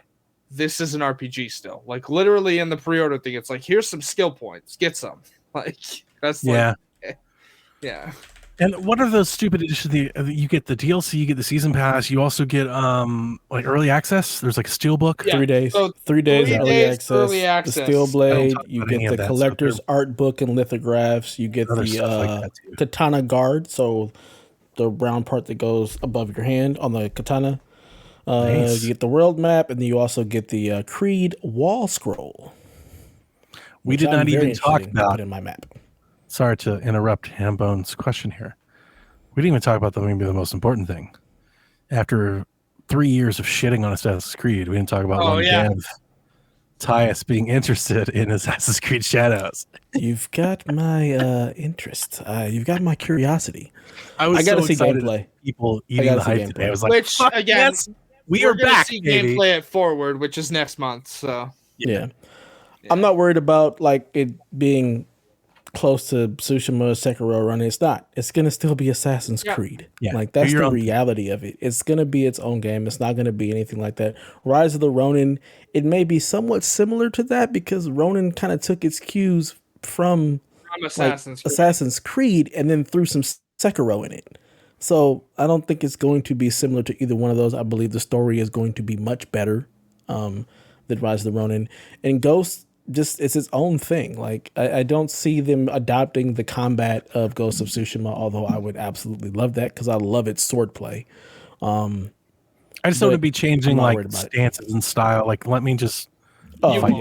You won't be. And I didn't do any of that. I didn't do any of that in Ghost. Like I really didn't have to change stances much. Once you get it down, it's Totally Yeah, unnecessary. you can do basically like each of the stances basically is the same. Well, I was doing doing that because that's what they told me to do. And maybe I should go back and not do that as much. Yeah, it really comes down to being able to parry and dodge. Once you parry and dodge, there were different enemies. They were like, all right, so like this dude is like a heavy with a shield, so you got to change your stance so you can break the shield and stuff. So it makes it easier. If you change your stance, it makes it easier to avoid certain attacks in the attack, but you don't have to. If you can dodge or parry, it doesn't matter. Because again, I just read what's on the teleprompter. I was like, okay. Especially if you get a perfect parry, you're gonna either one shot or two shot. It doesn't matter. Yeah. I do want to play this on PC. Like, I want to turn it up. I'm pissed that it's not coming to Steam because I would have to buy it myself. Yeah, the Ubisoft Plus, $15, and you get the gold edition. I don't want to give them money like that. I don't want to do Ubisoft Plus. That's too Epic Game Store. That's where it's gonna have to be. But the stupid edition. I want that wall scroll. Damn it. Maybe I'll sell you my roll scroll. I'm not going to use the wall scroll. You can buy it for me. Yeah. I'll subsidize my purchase of the statue with your wall scroll purchase. I want the statue too, though. So, no, I'm not giving you the statue. Fuck that. The statue. I want the statue. I want the katana guard. I want all that. It looks dope. It's a dope ass edition. But it's all going to come down to the gameplay review. I need to see what it's actually going to look like. Speaking of stupid editions, slight tangent, but I have to ask: when Repop launches, do you think they'll do another stupid edition? Who? Yeah. What? Yeah. Lollipop Chainsaw. Yeah, I do think they'll do a stupid edition because there's fucking dumb dweebs like us. They're gonna buy it. 100%. Yeah, 100%. I never buy physical games. They do a stupid ass edition of that game. So that's really the reason for the GameStop credit. Oh, and Donnie disappeared. What the fuck? Oh shit. Oh. Hey, what the fuck just happened? I'm planning on buying multiple copies of games. Right? So I'm planning on buying like Shadows of the Damned. Probably going to Switch version and PC version. Lollipop Chainsaw, if it comes to Switch, I'll probably buy it more than once. I forget, did we get a release date for Shadows of the Damned? No, it was just playable at the but no, nothing yet. Like I know it's up on the store, but they're expected to come out this year, both of them. So I think they're coming. So yeah. Okay, anyway. I have no idea what the fuck just happened. It just does that sometimes. Just whatever. Melon being melon. Yeah. Square Enix plans to, quote, aggressively pursue a multi-platform strategy, citing, when they named what that means, PC, Xbox, and Switch, and mobile. The multi-platform strategy is part of a move to diversify earnings opportunities to allow more customers to enjoy our titles in regards to major franchises and AAA titles, including catalog titles. The strategy will maximize digital sales from new titles and pursue initiatives designed to win over the PC crowd. Their sale of games, net sales, were up 1% year over year, which due to inflation and costs led to a profit decline of 38% in 1 year at Square Enix. So that's why they're suddenly, again, back to the point I made earlier with the cross-gen, here's a reason why everybody's starting to, let's do multi-plat, let's sell game. We're running out of money. So trying to find ways to make more money. The Square business overall reported a profit drop of 69.7% in 1 year. So Sony was down 6. Square was down almost 70. That is a huge drop off in 1 year. And Square Enix confirms that there will be layoffs in the US, the EU, a restructuring to their publishing division, layoffs in their IT division, as well as their indie game labels. Which, when any company dips 70%, there's going to be layoffs. I know there's layoffs happening everywhere, but that is a sharp decline. Yeah. I honestly think my take on this was like, that's great. I'm sure that they actually mean it. However, the exclusivity contracts have been signed for their major publishing games, for their next one, the last one, and the one that came out before it. So I'm like, what are they really saying? So on the Square Enix thing, I was in an Uber on the way home from work on Monday with my coworker because, again, we were like pretty far up at the end of the city, which for him, that'd be a 2.5-hour walk, and from my apartment, it's like a 20-minute walk for him. So I was like, fuck it, just get in the Uber with me, and then you have less of a walk. And he was like, he pulls up his phone and he shows this to me about them being like, oh, we're gonna go multi-platform. And as you said, there's nothing really that they can do because they've signed agreements. Yeah. So unless they want to pay to break it, They're not going to do that. They're kind of screwed. And it's my understanding, as it's been reported, of course, nobody ever knows, but the reports say that the Final Fantasy VII trilogy has already been signed off on, that those are set in stone. So it's like, what are you going multi-platform with? Crystal Chronicles? Like, what else are you? I mean, I know Final Fantasy has other franchises, but they sold off like, I don't think they have like a major thing in development besides the next Final Fantasy, right? Like that's their next big project. Yeah. So it really feels like posturing for investors. It's like, I don't think we will see another way of putting it is I don't think we will see the fruit of this shift until years down the road. So like, what does that help you now? What does that do now? It doesn't do anything today.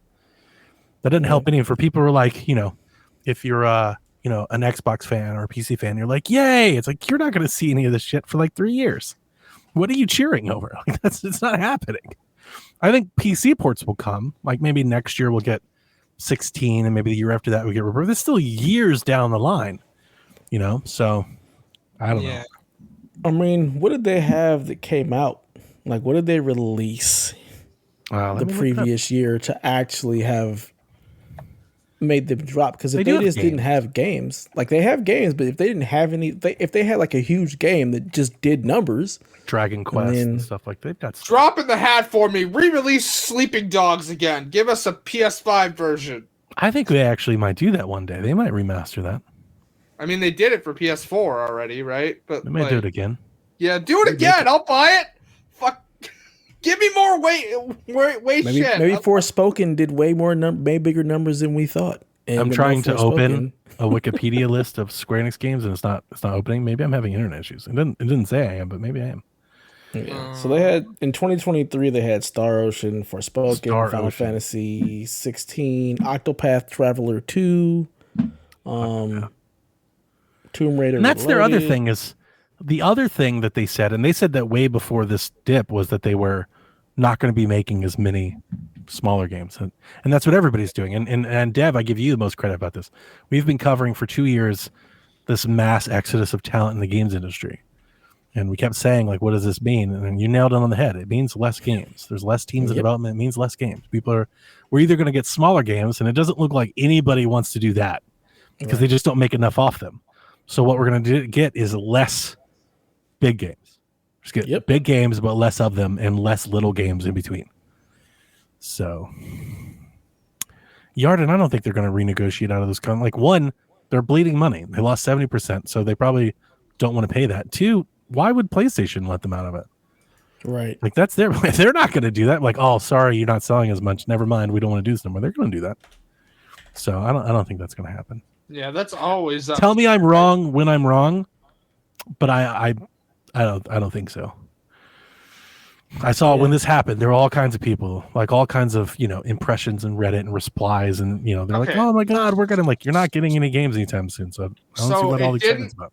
To answer your question, Captain Awesome, it did not flop.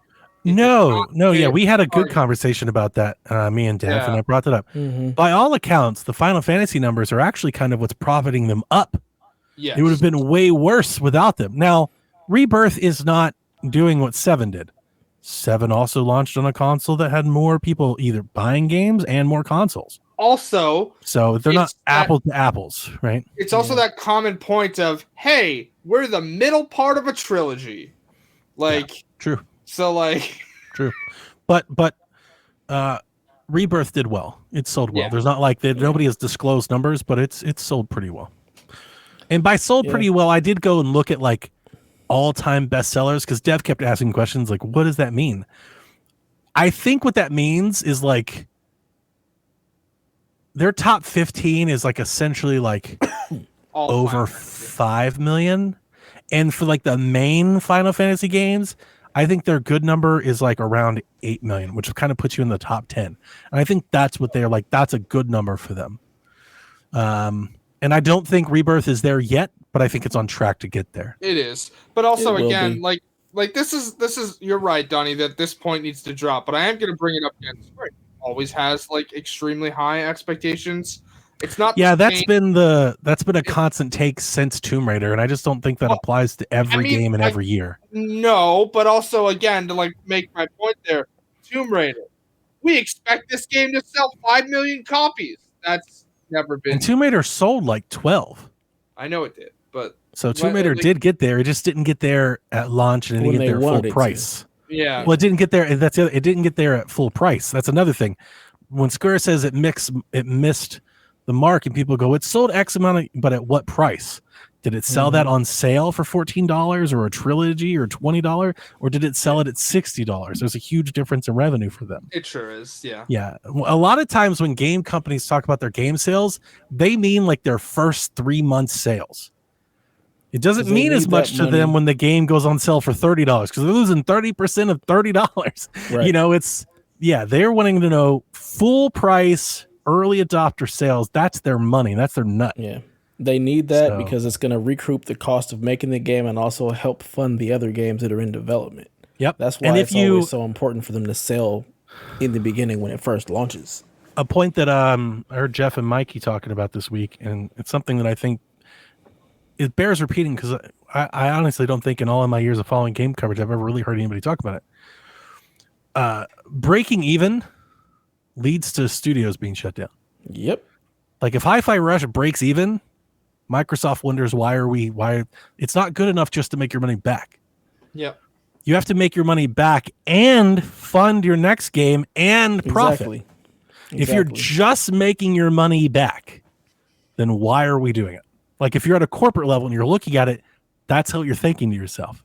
Now, there are some studios that I do think are beloved in projects where they're like, we're doing it because it helps the ecosystem, right? But Microsoft's ecosystem is falling apart. So if the games aren't making money, the question then becomes for the corporate level, why are we making those games? You have to do more than just make your money back or be a little bit profitable. Again, that doesn't help you make your next game. If you work for 6 years on a game and it releases and all you do is recoup your cost in a little bit, that doesn't help fund the next game. Not at all. It's just so essentially the company is just floating you until they take a loss. Yep. Right. And that's how studios get closed. And I don't think, again, the Twitter sphere, which I hate bringing up because I keep talking about, we got to quit talking about idiot people on the internet. I bring this up because I think it's an educational point. When people talk about faceless, nameless corporate greed being the bastion of everything wrong with the video game business, like nobody's talking about that. Nobody's talking about how like Prey never made money. It's a great game. Everybody loves it and it never made money. Nobody's talking about how Arcane Austin hasn't made money for like a decade. You know, they're just talking about how terrible Xbox is and corporate greed killing the industry. And it's like, no, two things can be true at the same time. You can not like what Xbox is doing, but it also might be, you know, financially makes sense. I'm still pissed they closed Tango because I think Tango, and that's where, you know, my emotions get the better part of me because I look at Tango as being one of those. No, you keep them around because it's good for the ecosystem. I don't give a shit if they take a loss. You keep them around because they're creative, because they have the ability to hit. They have the ability to reach out. I don't know if Arcane Austin did. I don't think so. And the reason, it's not because I don't believe in Arcane Austin. It's because I think you have other developers, namely Arcane Leon, that's doing what Arcane Austin does. Like they also can just do that now. Like they could just be them. Right. So, but there is no other Tango. You don't have a Tango. Like they brought you an intangible something to your studio or development, a diversity. They offered something you don't have and can't replicate and can't buy. There is no other what you were looking for in the first damn place. There is no Ghostwire Tokyo. You can't buy it. There's nobody else making it. Ghostwire Tokyo is so fucking Tango.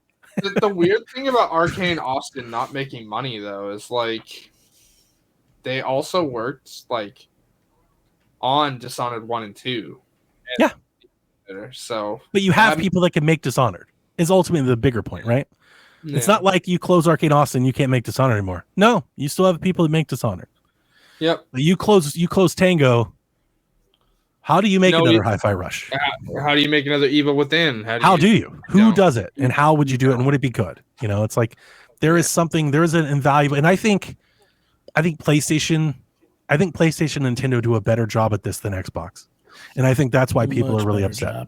Yep. Yeah, because in PlayStation, it hurt when PlayStation closed Studio Japan. I didn't like that. It's a part of like their character as a business. Like it's a part of their portfolio. Whether it does good or not, it's kind of not the point. It's a part of their ecosystem, right?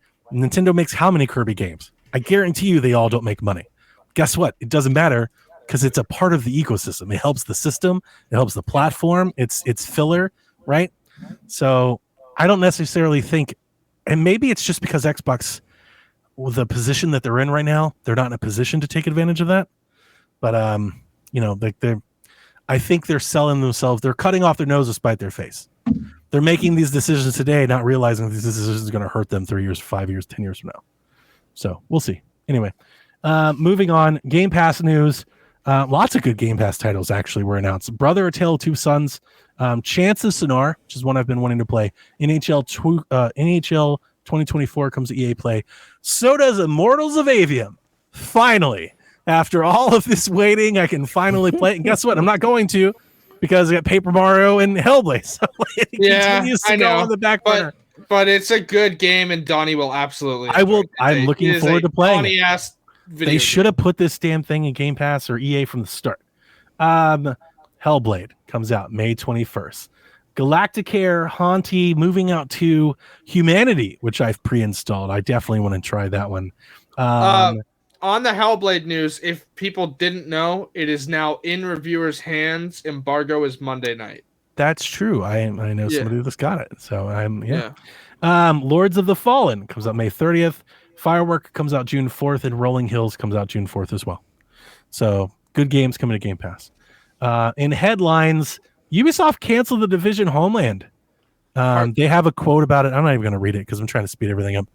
That kind of blows my mind. I know I saw people in Discord, they were like, yeah, I saw that. I played this game. Like it was very playable when I played it.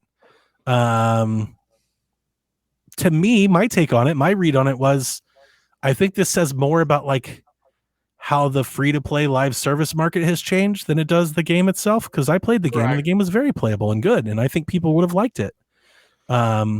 I will point out that I follow quite a few people who do like playtests, and one of them was like, well, I assume my NDA expired since this game is now canceled. Yeah, I don't even care about mine. Yeah, they canceled it, so I don't even give a fuck now. Yeah, literally, they were like, well, my feedback was, what the fuck is this? So I guess they took my advice. And, I mean, I wanted to love it because there's so much about the Division, the franchise, I wanted to like. Mm-hmm. But again, like so many things, I'm just not into these multiplayer live service. Yeah, it's not my thing. Shooter, but I liked what I played, and more importantly, what I played was good. It wasn't Redfall. It was good. So I was surprised to see them cancel. It's been it's like what I played was pretty polished. Like it was nice. They're putting their money in X Defiant. That's basically what it boils down to. Which, they have more by the faith way, in X Defiant. I have played X Defiant. That game is not fun. So good luck. The thing is, if they're looking for that arena shooter that's going to bring people in, I think X Defiant is what they're actually trying to get in. But they already have an arena shooter in Rainbow Six? Yeah, and the teams that were working on Heartland are working on Rainbow Six and X Defiant. Yeah. Those are the ones they believe in. Like I said, I think it has a lot to do with the market has kind of turned away a lot of these free-to-play service games, and I think they just didn't want to have to shut another one down. Anyway, moving on. PPSSPP hit iOS today, and I put it on my iPad, and it's awesome. So if you want to play PSP games on your phone or your iPad, you can do that now. According to Windows Central and Eurogamer, Xbox is working on what is being codenamed Latitude, which is their plan to bring more Xbox games to rival platforms. Privately, it's been reported via Jez Corden, Microsoft is reportedly pushing for a, quote, no red line at all, which around which Xbox games can come to other platforms and which can't. Not just PlayStation, but Nintendo too, in a bid to increase margins. We've got questions about Xbox, so I'd like to save reactions to this then, because I'm trying to get there before Dev has to pop out. Yep. But I do want to make one point, and it's kind of like I told you so point, but it's not necessarily to be a gloat. I just wanted to point out that when the multi-platform thing happened, and we had that fucking couch thing where they talked about it, right? The entire internet, like the gaming internet, did the whole, even in our own Discord. And if you're one of these people, I'm not throwing shots at you. It was the common take at the time. Oh, this isn't a big deal. No news. This isn't even a thing. Why was everybody making a big deal of it? And I came to our podcast and I said, this is huge news. Yep. Like, I don't know why everybody's throwing this away. This is gigantic news. This is a seismic shift in the company. And here we are mere weeks from that with reports they're about to bring a lot more. And I believe them. Maybe this turns out to be false, but I don't think it is. I don't think it is either. But also, I believe them. I do want to point out,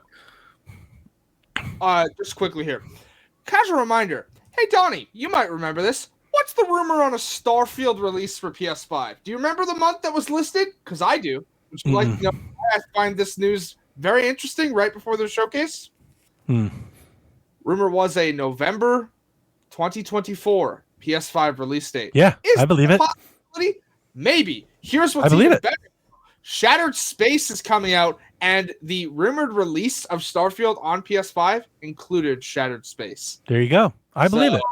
Yeah. What did we talk? Dev, you were there. I said I would expect all Bethesda games, all like anything outside of maybe their core platforms, like their core pillars. Maybe those are the only ones that don't go. And at this point, I think they'll probably go to. I think they should all go. At this point, I think they should all go. But let's put a pin on that. Rockstar has begun adding Red Dead related promotion text to the Rockstar launcher, suggesting that Red Dead Redemption might finally, after all these years, come to PC. My fucking mind. It's never been on PC. It's never been on PC. So Red Dead Redemption might finally be coming. And as I mentioned in the chat, I am fucking the reason that they do this. Rockstar hates PC players, and I'm one of them, because I absolutely will probably stop everything I'm doing to buy and play Red Dead Redemption again. I know damn well the minute that releases on PC, whatever the hell you're playing is just well, we're playing Red Dead Redemption on PC again. Some leakers say Capcom has turned its remake business to the original Resident Evil. So there have been rumors a long time as to what would be the next game. Would it be Resident Evil 5? Might it be Veronica? It sounds like they're going to remake the original Resident Evil game. I thought they did that already. They did. That's the point. Although right, but like GameCube, not like modern remake standards, right? They did it for No, PS4. I thought they did the modern remake. I didn't know. Oh, did they? Remake Did I just forgotten about it? You might be right. No. They remade it again in the original GameCube style for PS4. Yeah. No, they up-res. Yeah, that's what I meant. It's the GameCube version, not RE remake, not RE2 remake, not RE4 remake. Yeah. So that's the thing. I know. Yeah, they're going to bring it to modern remake standards. To the modern remake standards. Yeah. RE Engine remake is what I'm thinking for. That's what I'm thinking. The thing, though, you don't make the fucking tease that you made at the end of RE4 remake and then go back to 1. What are you fucking doing? D-Life, I'm going to come back to this as soon as we get to the questions about Xbox. Dev, take away Rude Days. I'm trying to get you there. I got 30 minutes with you, so let's get to move on. You got an hour, 9:30. Oh, I thought you said 12. I thought you said 12. Like it'd be 12 my time. I thought it was midnight my time. No, he said 12. Oh, fuck, never mind. I'm here just running through shit. Never mind. Okay, well, stick with us. We'll get to the Xbox thing in a minute. Never mind. Before we move on, I'm not going to spoil RE4 remake for people, but like they explicitly at the end of that game make the fucking Wesker tease for not only Code Veronica, but also 5, and then you're going to turn around and fucking I don't think they want to touch. I don't think they want to touch 5. I would openly welcome them to remake 6 because I know everybody hated it and I never played it back in the day, but then I played it on Switch and I was like, yo, this is actually kind of cool.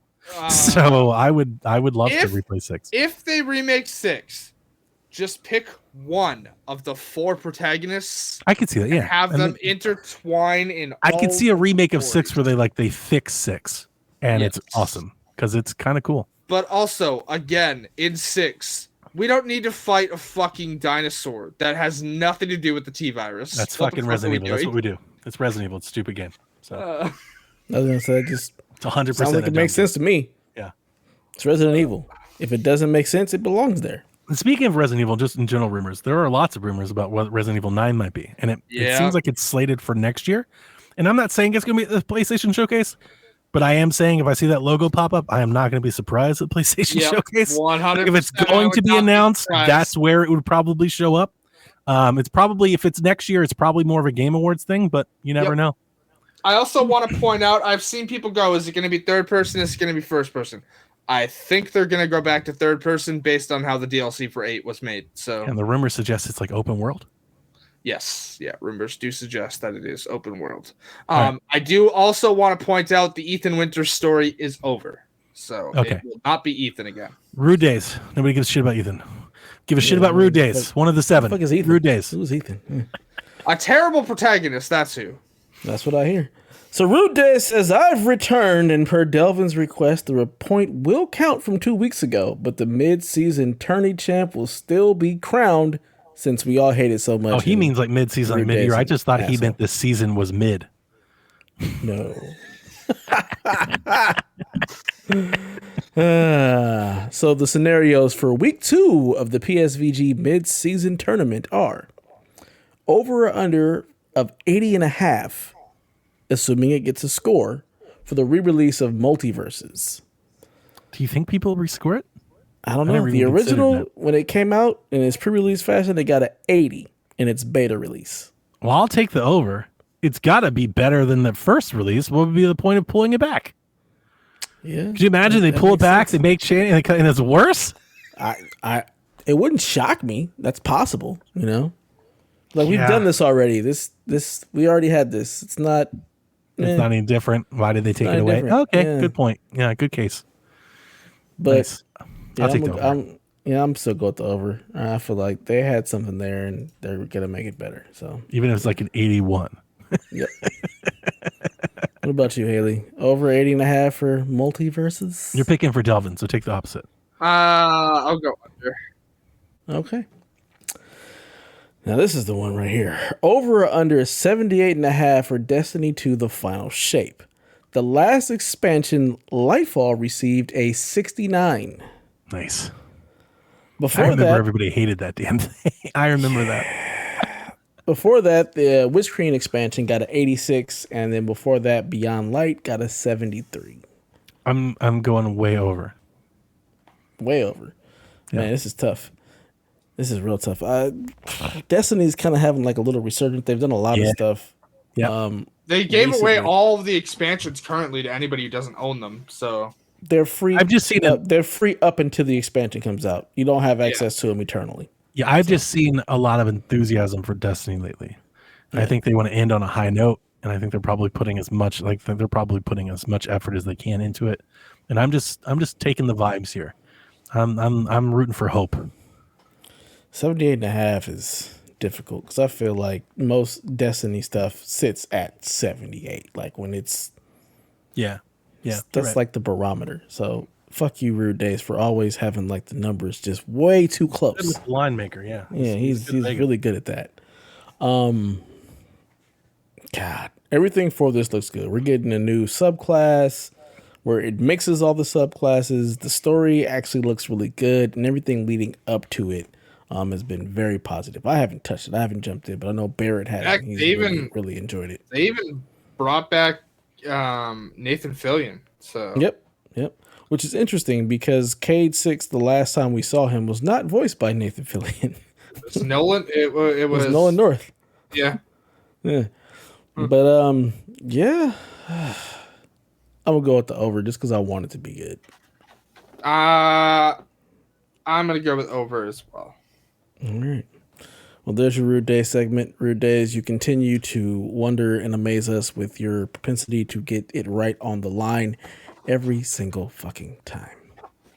I don't know how you do it, but you should go to Vegas and make lots of money for yourself. All right, moving on to questions. First up, we have from Josh. He says, I have a question. As a dedicated Xbox fan since the inception of Xbox, can you make me feel better about the state of Xbox? What do I have to look forward to that I cannot get elsewhere? Well, Josh, you can look forward to getting your favorite Xbox games on the things that you have elsewhere. And that's possibly the best thing you can look forward to. And at this point, I will address D-Life's comment. He says, I think Xbox and PC will still have timed exclusivity on those games. I think what he meant was the very core Xbox games. I was talking about Gears, Forza, things we're talking about, Fable. Not that I really care. Release every game everywhere and let people play on their platform of choice. So, and this is kind of the through line that I've been making on this topic the whole time, or the whole podcast tonight. I think more or less what I've realized, not that it's like an epiphany or anything, is that for the last 20 years or so, the console gaming business has been more than lucrative for three people to exist in it. Regardless of who was at the top and who was at the bottom, there was enough of the pie to go around that three people could exist. Yep. And there still was, up until the point the development costs started to balloon. And now it's eating all of that up. And now you have whoever's in third place, which right now is Xbox, and they are in a distant third place. Their ecosystem is not generating enough revenue to coexist like it used to warrant the development costs, especially as they've grown in their development case. And this is the point that I was making all those many months ago from the multi-platform announcement. I am not against Xbox putting Gears on PlayStation. But as I said, it comes at a cost. And the cost is their ecosystem. They have to make a sacrifice. And that's my concern. My concern with Xbox, and I got a chance to talk a nice chat with Sean on Sweet Hangs about this very thing.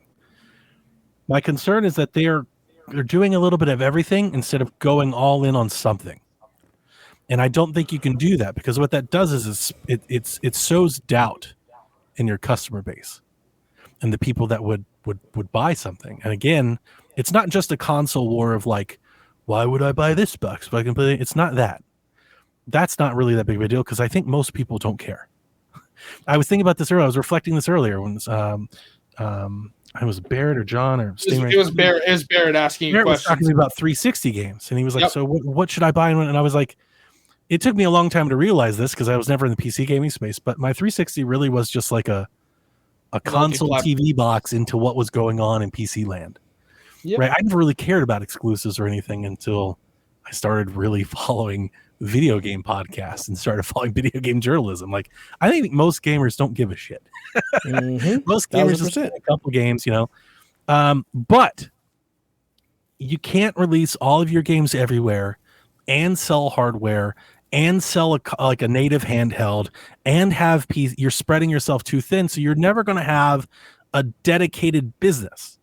And I don't think the sum of all those parts equal one big dedicated business. And this was the ultimate point that I made back then when that announcement happened. I was like, so they should just go third party then, because this have your cake and eat it too is worse. You're going to do worse because you're going to alienate your own supporters while you try to chase other supporters, right? Yep. So maybe there's a big enough pie out there for you to make up for them, but I don't think so. Sony has 55 million consoles. Do you think all of those people want to play Gears of War? No. You know, there's only like 20% of Xbox players play Gears of War, right? So like, if you find other players, are you losing players to find new players, right? Like, what's the net neutral here? To me, it makes a lot more sense. If this is where Xbox wants to go, okay, then rip off the Band-Aid. But again, they don't want to.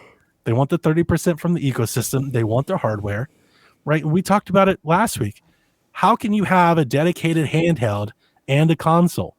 What are the developers developing for? You can't just say it'll run on both. You can't do that. Right? It's not that easy. They make already it sound seen like problems with easy, that with the S. You can't release fucking games on time now. Starfield just got a 60 FPS update.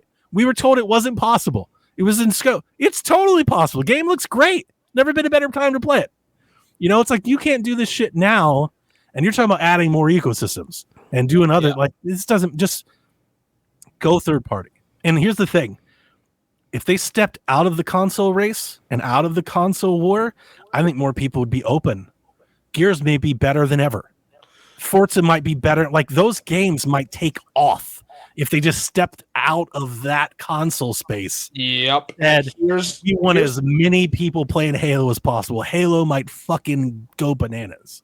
Again, I think what you are talking about, them stepping out, I think it's going to happen. I think they're just. I do too. Well, here's the thing.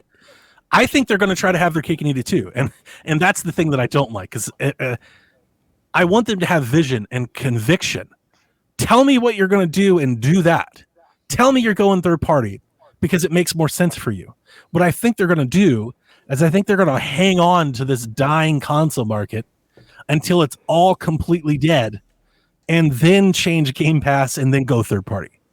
As opposed to what I feel like would be a more positive change in a position of strength to come out and go, we no longer see a need for the Xbox console to exist in this space.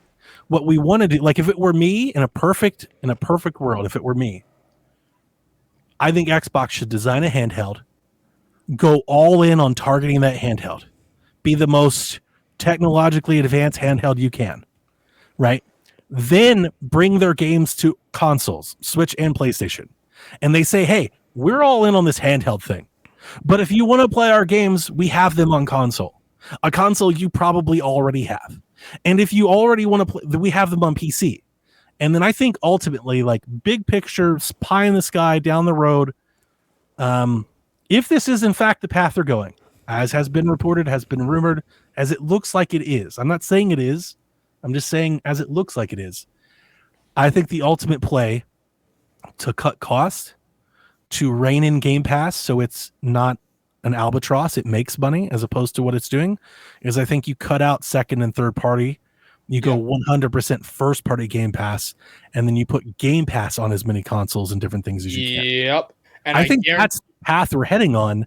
I just wish they said that was the path and then did that, as opposed to we're going to have the next console and it's going to be a generate. Because again, as I talked to Sean, I hate reiterating it. That's just, I know I talk about multiple different points. So if our listeners have heard me say it multiple times, I apologize. If you start doing, I'm going to do a little bit here, and I'm going to do a little bit here, and I'm going to do a little bit there. Like my point to Sean was, how could anybody, myself included, Xbox 360 guy, Xbox One guy, like I love the Xbox. Is it my preferred console? I could not recommend anybody buying an Xbox for the next box. How could you? If Gears is coming to PlayStation, if Hellblade's coming to play, if Starfield's coming to play, if all these fucking things are coming to PlayStation, why would you buy the box? It'd have to be a really great box. Like that's the only reason.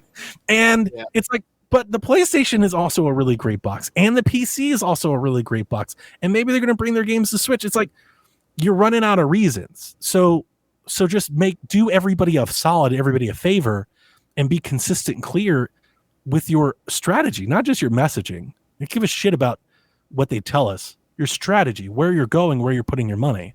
Like I think we believe the games are the most important part of this business. And we are dedicated to making the best video games, being the best publisher in this market, and bringing a service like Game Pass to as many platforms as possible. That's a message I think most gamers can rally behind. 100%. PlayStation, it doesn't matter. Everybody can get behind something like that. Sounds great. Do that. Here's the thing, too. I've seen it mentioned a bunch. Like, well, Sony will never allow Game Pass. No, Sony will never allow Game Pass in its current form. Yeah. They can't. If it was first party, they couldn't deny it. If it was first party only, Sony's like, yeah, sign us up right now. Yeah, like, you're gonna take 30% of that. Instantly. You're gonna sell the games both ways. It's gonna have Game Pass. You could have Game Pass on Switch, on PlayStation, on PC, on VR. You could have Game Pass everywhere. On Netflix, you could do a lot. And at that point, I even think Steam would integrate it into the Steam app. That's like, where that's like the all right, the Game Pass vision for me has always been, I want it's the cheap access to games. 12-year-old me would have killed for Game Pass, would have died for a service like this, as opposed to trying to find money to buy every single game I wanted to play, right? Yep. And I think reaching more people with that is a Microsoft a banner to carry. Like that's something that Microsoft can push forward and be great at. But right now, their old business and their future business are not the same. They're different, and those conflicts, I think, is tearing them apart from within. And the thing that I said to Sean, I think I probably said on the show, and I'd be interested to hear what you guys think. There's a lot of people out there saying Game Pass is not sustainable, that you can't make your money doing this. The games cost too much to make, and I disagree. If they raise the price of Game Pass, which I think they will, especially with Call of Duty coming in, if they raise it to $20 a month, which is where I think they're going with it, and they sell it to 50 million people, that's $1 billion a month. You mean to tell me if they bring in $12 billion in Game Pass revenue, they can't build big games? They can. They totally can. The issue, as I see it, isn't that it's not sustainable. The issue with Game Pass is that Halo Infinite wasn't Halo 3, and Starfield isn't Skyrim. Nobody wants to subscribe. You're not driving subscriptions. You don't have the game that's penetrating the gamer sphere. People aren't signing up to play Hellblade. As much as I want it to be great, and I hope it is, they're not doing it. They're not making that game. If they made those games, Game Pass would be wildly successful. Yeah. But they haven't made that game in 8 years. It's been a long time, and everything is constantly delayed and releasing broken or releasing bad or better 3 years later. That's the problem. It's not Game Pass. The model isn't the problem. It's the execution. And Josh, I hope this doesn't, I don't want this to sound, I think it's going to be sad to see if the Xbox brand goes away. It will be sad. I will miss the hardware. I hope they continue to make hardware. I would love if they go third party, make me an Xbox controller I can use on my PlayStation. Do that. Still keep being Xbox. There are other ways to be Xbox, but it may go away. But I also think the Xbox brand, right? Quit thinking about consoles. The Xbox brand might be better than ever if it went third party. Because I think instead of all the console wars, who won and he's there, this versus that, Coke versus Pepsi, all that goes away. And finally, maybe the games can be appreciated for what they are, not what they stand for. Forza is an amazing game. Forza Horizon is one of the best racing games in the world. Here's my thing. I know licensing has always been an issue, but here's my pie in the sky pitch. You start putting Forza Horizon on the console, try and relicense 3 and 4 music, put those out there, put 5 out there, they'll sell like hotcakes. They may not make The Last of Us, but they do make excellent games. Grounded is excellent. And they have excellent teams and excellent studios, and I want those studios to survive. That's another part of this weird pitch that I'm kind of making. If they close Ninja Theory, I'm going to fucking lose it. I'm going to have a stroke. I want Ninja Theory to survive. And if that means wide changes to Game Pass, wide changes to their business, multi-platform, then do it. Then do that. And they should have done it before it meant Tango. I don't want to see more Tangos and Ninja Theories go away. Save them before it's too late. Because otherwise, the path that we're heading, if they keep doing this for too long, if they string this out for years, what this ends is the same thing it ended with Activision. All roads lead back to we just do Call of Duty. And I don't want to see that happen. Remember when they bought, I don't think we talked about this, Dev, but it was on my threads. I made a post about it. Remember when they bought them, how excited I was? Maybe they'd make Guitar Hero again. We talked about how Call of Duty might have off years. Yep. Fucking way off base were we. They're not doing any of that shit. Chalfie was 100% right. Right? Oh, yeah. Completely. Here's the thing I've seen speculated too. People are Xbox is going to change Activision. No, Activision is changing Xbox. It's completely changed everything about Microsoft. Yep. And it happened quick. The only thing that I can say to this is you may need to just change your thinking, Josh. And it's not going to be about what can I get on Xbox that I can't get anywhere else. It needs to be what great can I get from Xbox? How about we get the great stuff from Xbox? And if you still have the Xbox console, you can play it there.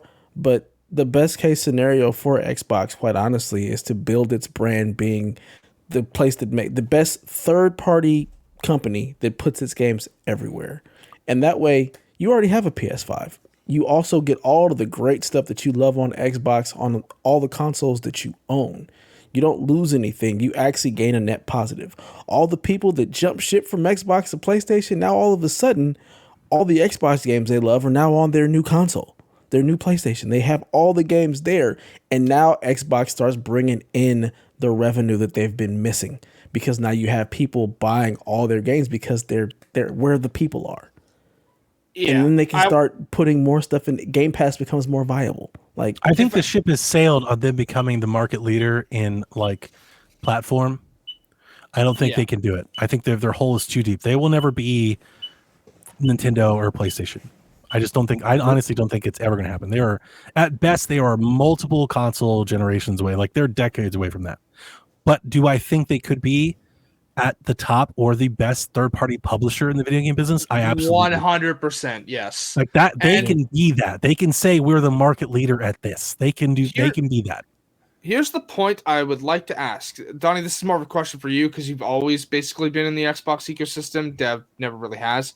If they do this, if they go full third party, which at this point, let's be honest, I fully expect them to go fully third party. So what do you mean by? I want to question that because I don't think I actually addressed Daniel's question because I think he's right. I think they're going to string this out. They said they're committed to another console. No, I think they are going to release a console. Yes. And I think he's right. I think they are going to do timed exclusivity. And the problem with that is I think it's an inevitability. Once they get there, it's inevitable where this ends. It's just a matter of how long you get there. Every time, like, you're going to lose people little by little to other options, not just PlayStation. Okay. It's not a PlayStation. PC, mobile. Like, if you start going multi-platform with your game, Switch, every time you do that, more and more people they'll all just start to slowly siphon off. And what I said back then is, if the more consoles you lose, what do you lose? More Game Pass subscribers. Because right now, Game Pass is just on the and like there are cascading ramifications. So if it were me, as a sign of strength and like leadership, I would want to be out in front of that. Even if it meant I take it now, I would go, look, we tried it this way for 30 years. It didn't work. We're going a different path. And we hope everybody that's liked us along the way, we hope you come with us. And if you don't, we hope to earn you back one day. But this whole, we're going to release a console and we're going to still do this, but we're going to release our games over here eventually. And that's like death by 1,000 paper cuts. You're just slowly killing it. That's all you're doing. To answer the question you're posing to me, Donnie, I will bring my question up in a second, but I'm going to pivot to yours first. I think by 2028, they're like, all right, we're just going home third party. I think you're right that they're going to drag it out. They shouldn't. They should get ahead of it now. But I think by 2028 at the latest, they're like, okay. I'm going to hate to see Game Pass like slowly just start to have less releases and less like, I can see, I know how it's going to happen. They are going to like bleed it. By the way, speaking of Game Pass, Dev, do you want to play Hellblade? Do you want like a code? Yeah. I'll throw you codes. I don't think any of these codes are going to be available by the time I reach the end of mine. I don't think they might even be a thing anymore. So if you want to play Hellblade, I'm happy to gift you Hellblade, buddy. Sweet. Okay. So my question for you, Donnie, was when they do this, when they essentially go, fuck it, we're just throwing everything everywhere anytime it releases. Mm-hmm. Do they bring older games that didn't land like they could have when they released exclusive to Xbox over? I think that ultimately means it depends. I mean, that's the way they answer your question. First, I think there will be their architecture is very similar to at least the PlayStation. Like, it's already there on PC, but at least the PlayStation, I think we'll see more of that, right? If there is a plan to bring a first-party Game Pass service to a console, I think that has to be a part of it. They're going to try to get as many things over there as possible, but it is calculated. They're not going to spend a lot of money developing ports of everything. I don't think that's going to happen. But if it's like, oh no, I'm not expecting can get it over there. Will they? I think they will. Old game, right? Like, I would not expect Fable 2 to show up. I don't think they're going to work on porting Fable 2 to PlayStation 6 or whatever. I don't think that's going to happen. They would push people to the cloud and stuff. But like they're like Halo Infinite and stuff. Yeah, I would think that's probably where this leads. And it's in it right now. I mean, I am operating, and maybe I'm just wrong. I keep bringing that up as maybe they do find that hit and like things change. I don't know, but I'm operating under the impression, like the belief now, that I think most things will start coming over. And that's where I was on that couch, like that couch day when they had that damn thing. That's where I was then. everything has been like re-encouraging my original take on this. Nothing has stopped me from believing this, deterring me. Remember what I said? What do they think they're going to learn?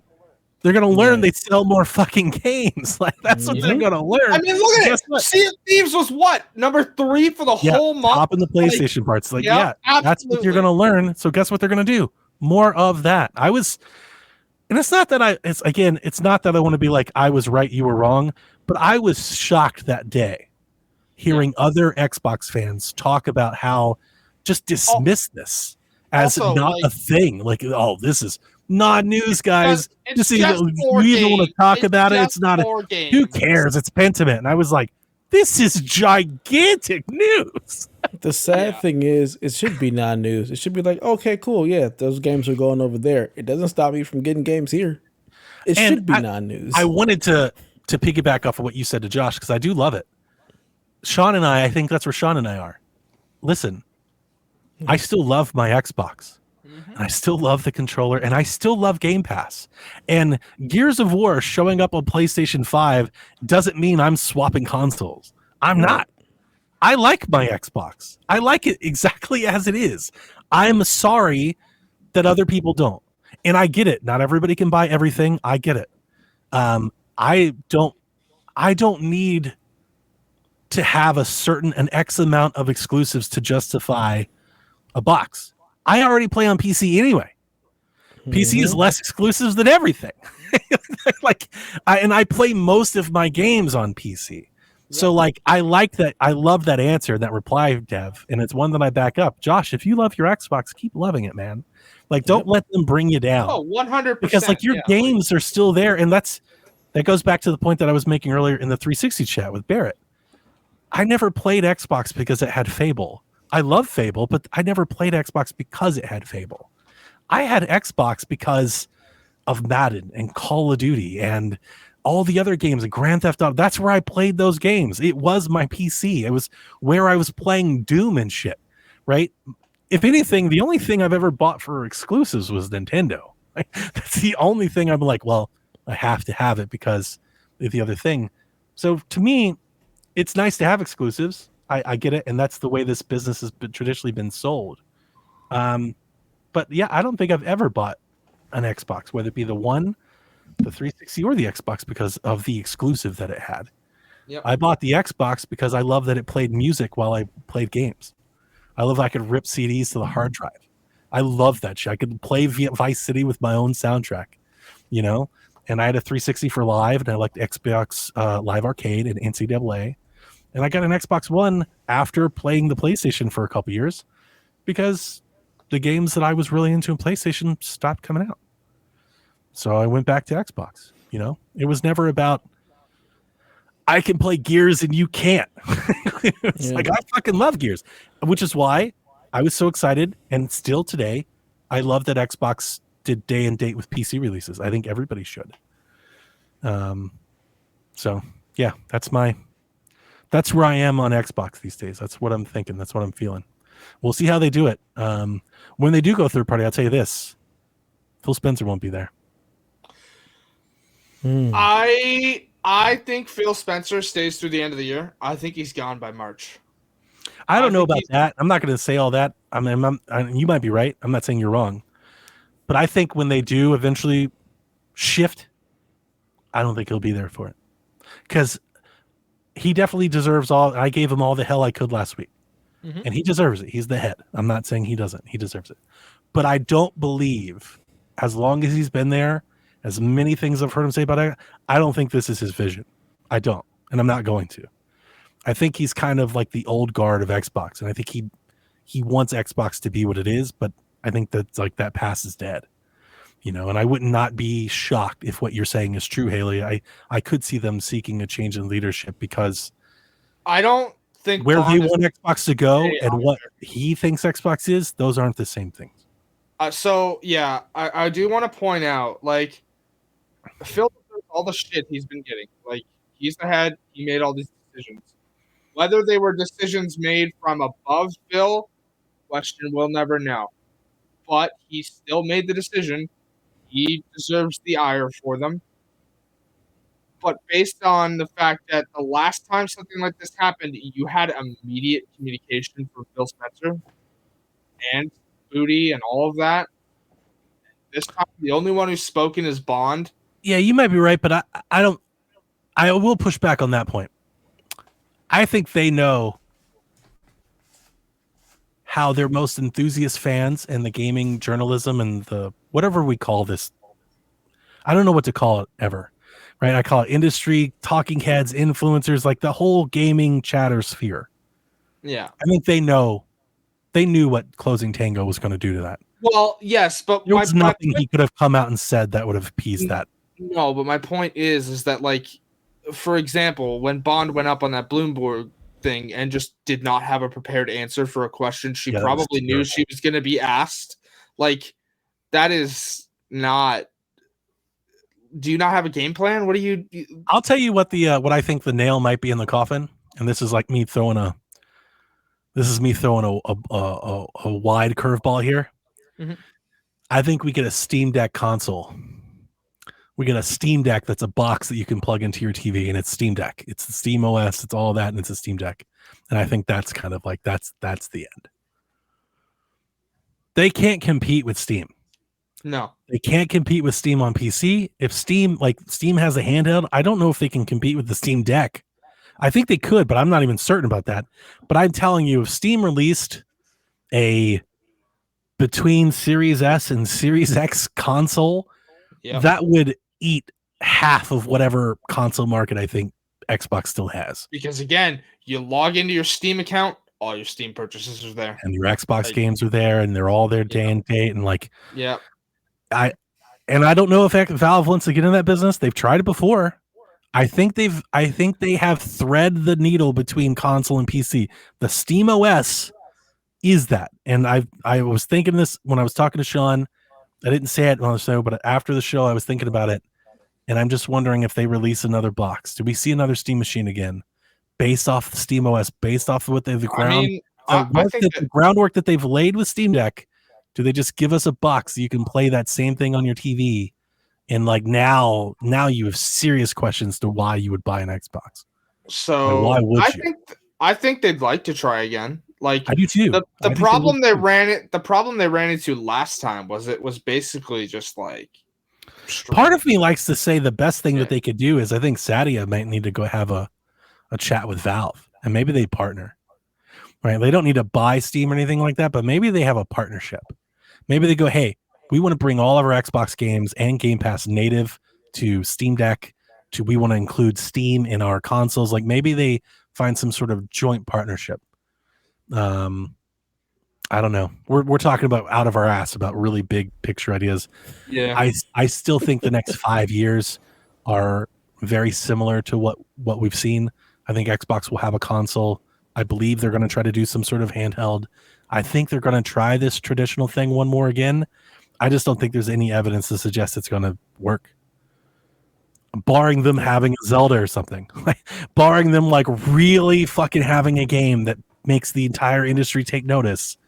Skyrim, maybe, like another, I don't know what that could be. But barring that from happening, I don't think the outcome's going to be any different. Yeah, the only way they might be able to do something is if this next year, 2025, is like the year of Xbox where everything comes and it hits and it drives subscribers to Game Pass and it drives up console sales. I saw a report that said that they only sold like on tap are going to do that. No, I think they'll get growth. If they all hit, if they get Indiana and Avowed is good, and that gets them to Fable and maybe Perfect Dark, like with Blade on there, I think it'll go up. But will it go up enough to like make them a player in the? I don't think so. Hopefully, they sell more than like 500K Xboxes because that's like what the other. Oh, I saw that report. Like, they're looking at. I hope that's not right. They're looking at Spider-Man and Switch 2. Spider-Man. Why do you keep saying Spider-Man? What was it, Venom or whatever? They have another Spider-Man game next year, Wolverine. right? Okay. No, I think Wolverine is next year, and Venom may be like is a ways out. Is 2025. Venom is 2026. Okay, and then Spider-Man 3 was like 2029. So yeah, they're gonna do that and the Switch 2, and they're gonna make up ground with Fable. No.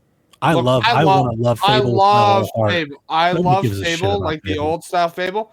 Like, But yeah, nobody as gives a Donnie shit about says, Halo. And this is that's completely not- different. This isn't Xbox even needs to line go back heavy to anymore. their dude bro identity and just Gears and Call of Duty and the stuff that brought I'm them kind of their with audience. you. Halo, Like, Gears, Doom. They need like their fucking identity back. Rush, Wolfenstein. They don't have their identity.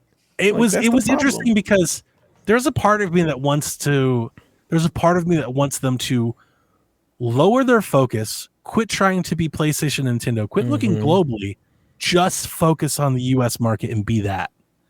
Because 1000%. the 360 was that. Exactly. Was and that's what brought them the base that they had. Console. And when they pivoted, they lost. Like, you're not going to beat Sony and Nintendo at their game. In You're Japan, just in not. UK, in Asia. Be who you are. So double down on this market, North America, and that's it. We're just doing North America. I'd be like, give up the rest of the world. Just focus on these folks and these games and do that. Because that's what they do. You're 100% right. That's what they do. They have Call of Duty, Gears, Doom, Wolfenstein, Madden, Elder 2K. Scrolls. Yeah, like you remember they used to have EA at their E3 show and shit. They had ESPN. Like, do that. Like, you are the American console. Get the Americans on your side with the games you know they love. You went and tried to out Nintendo. But it's all about like we've got to get Persona and we've got to get Final Fantasy. Yeah. And the games don't sell. It's like you're right. You're just chasing your tail. Yeah. Yeah. It is what it is. Yeah, it is what it is. Put Skype on that bitch. Yeah, for real. Shit. Whew. Kyle the Pug. Oh, nobody wanted to fill in for Delvin. Fuck you, Kyle the Pug. I'm not going to say that. I love Kyle. I do too. I got to fill in for Delvin when he says it. It's just, it's great. I got you. Part of who we are. Listen. I love Delvin with all my heart. It's Delvin's bit. Look at that. I'm not taking Delvin's bit. Who's Deb?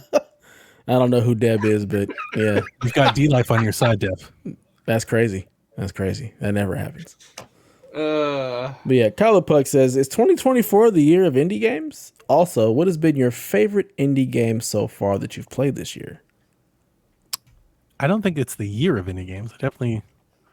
I don't know what that year would be, but I definitely think we've had more impactful indie games in past years. If anything, I think the year of the indie games was like those formative years when indie games like broke onto the stage. Like the Braid, Station Wars, Castle Crashers, Journey Day, like those were the years of the indie game. Now we just have indie games. That's pretty common these days. Yeah. I don't know. What is your guys' favorite? I haven't played much indie this year. Yeah, me either. I played Prince of Persia, Helldivers, and Stellar Blade. So I got nothing. Mine is probably between Geometry Wars Survive, New Star Grand Prix. I love that F1 game. It's just awesome. Or maybe Penny's Big Breakaway, but I need to play more of that. I still haven't finished that game. Fucking everybody's talking about Balatro. Fuck. Yeah, that's been a thing for a few months now. I know. Every time I listen to about Animal Will, the damn gaming industry is fixated on that. Every journalist I know is talking about how fucking great Animal Will is. Not that I hate it. I'm all for it, but I'm not going to play it. The reason I go, everybody's talking about Balatro is every time I listen to a new episode of Remap Radio, like half the conversation is just about Balatro. Yeah, Jeff and Mike got really hard on Balatro for a minute. Yeah. So.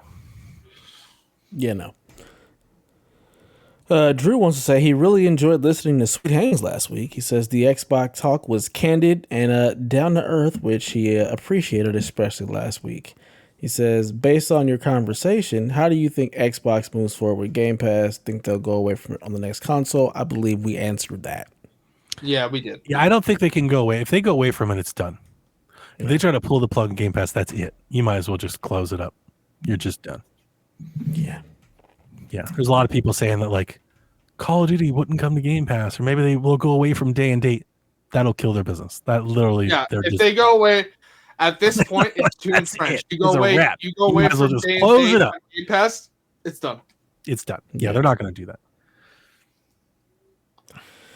Stingray says, what is one feature you would like to put in your favorite game of all time to make it that much better? I mean, I want to put gliders in every game. Does that count? You and your damn gliders. Hey, So good, Dev. Gliders are fucking Awesome. I just want to climb to the highest something and jump off of it and glide down. It's my favorite thing. So this is a tricky one because like some of my favorite games of all time, I don't know that they would need improvement like this, but grappling hook. Give me a fucking grappling hook. In what game though? Haley wants to be Batman. What's your favorite Donnie game? wants to be I'm thinking the Just Cause grappling hook that can fucking level buildings, not Batman's grappling hook. But what's your favorite game you're adding it to? Fallout. Red Dead? You want Red Dead Redemption 2 with grappling hook? No, give me a grappling hook in Fallout. Fallout doesn't have a grappling hook? No. That seems like a mess. I'm going to say, as boring as this is, and this is my answer specifically for Dev, because I'll make Dev's face, I want real fishing added back to Zelda. Breath of the Wild, put real fishing back in. I want to go sit at a pond, and I want to fish, and I want to catch the biggest fish, and I want a competition, and I want a scale that when I did it, lets me hold my breath, lets me go underwater and walk on the bottom of the pond. Okay, Far Cry 5 did this, and I hated it. I want a little rowboat. I love Far Cry 5 for it. Again, favorite games. See, it makes sense. I want real fishing added back to Zelda. I hate fishing. You can blow up fish and catch them, but that's not fishing. I want Twilight Princess Ocarina of Time fishing back in Breath of the Wild. It's so fun to blow up fish in Valhalla and catch them that way. Sure. Yeah. Does it really? Man, this fucking game. It does have. I gotta get this damn game. I was just getting ready to say Stellar Blade has fishing, and I fucking hate it. I'm telling you, I'm an Astrobot away. I might be there. It might be there. You show me the right Astrobot game, I might have to pop because I need to celebrate my veins. I mean, Stellar Blade's gonna come to PC, so I know, and they'll probably bring Astrobot to PC too. So yeah, I'm being facetious. Here's the thing: I'm not anti-owning another console. I don't have the space, nor do I really have the time to dedicate to another platform. Like, I'm not playing my PC as much as I want to because I don't have time between all the games that I am playing to play them all. I mean, look, I haven't turned my Xbox on since March. It's just sitting there. Yeah. I mean, that is a problem. You get that way as you get older. Damn you. As you get older, you just can't, you can't play everything you want. You're younger, you want everything you can't have. You're older, you can't play everything you do have. So. Yep, this is why I play one game at a time because I ain't got time for nothing else. But to be perfectly honest, that's how I was like younger. I was never in the house. Like I was always out doing other shit. So games were a weekend thing. Again, colloquially, my mother used to call me a vampire. So yeah, no, I was out a bunch too. I was always doing sports and stuff. But I mean, when I had games, I always it was like the magazine stuff. I always had FOMO as a kid, and I was also poor. Like you had games, like I just didn't have. Like I always played games at friends' houses and stuff. I always wanted what I would never had. Right? I always wanted those games. I was always a generation behind. I never had the new thing, the new hotness. I was always kind of not included in that regard. So yeah, I definitely I'd get a game for Christmas or my birthday, and then every Friday we'll be renting. Go to Blockbuster. Yeah, I never rented games. I never rented a video game. See, that's the thing. Like you were scrounging up money to buy stuff. Why didn't you just rent? It really wasn't a thing by the time I started buying things. I don't think I never really like. I had a Blockbuster, and like when I was in high school, middle school, I would near buy a Blockbuster, and I rented tapes and video, but they didn't have games. There weren't games to rent. Yeah. Now you got to remember, our generations are very different. If you're renting tapes. That was VHS I wasn't tapes. really renting. I wasn't really. I remember videos, so I never really rented VHS tapes. I'm a DVD. I was renting games in college.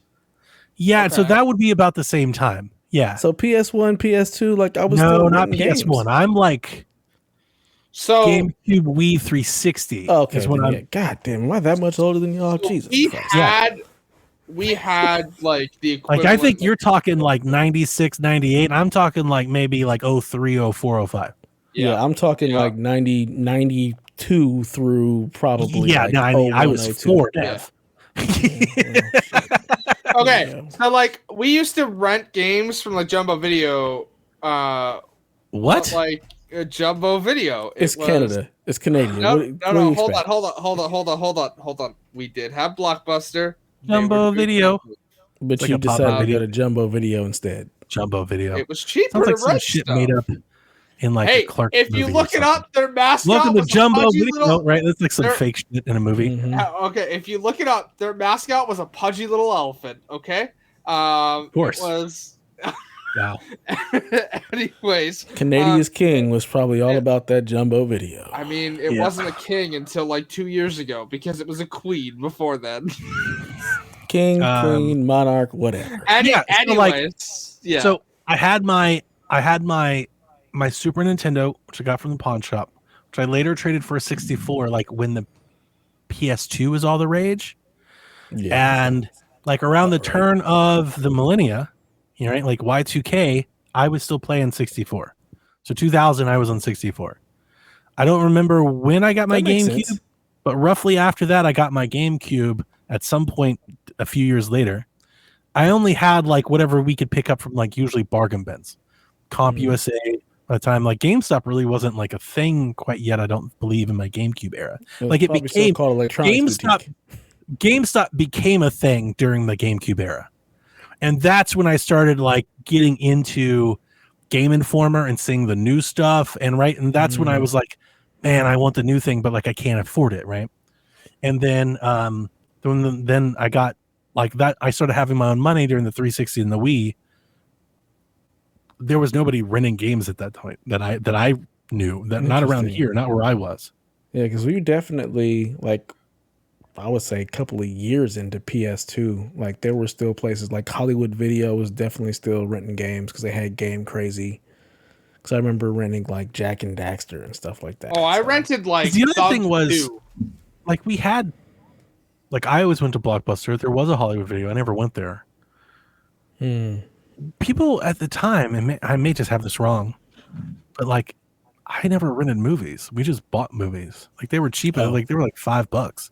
Like why would you rent it? It was just, you know, they were so cheap. Where were they? I mean, it must have been really old movies because we still definitely rented movies because it was a couple of dollars for the weekend. Like my uncle rented movies because he just liked going back and forth, but like I never did. I was like, how am I going to rent? Like I would just keep it. I just like buy the movie. Oh yeah, see, we weren't keeping. It's like, all right, yes. What are we watching this weekend? Let's Like go my to a wife movie, would tell rent a you, movie. And there when you we were go. in high school, it was a common thing for us. I'd get off my shift at Domino's Friday night and we'd walk over to Blockbuster.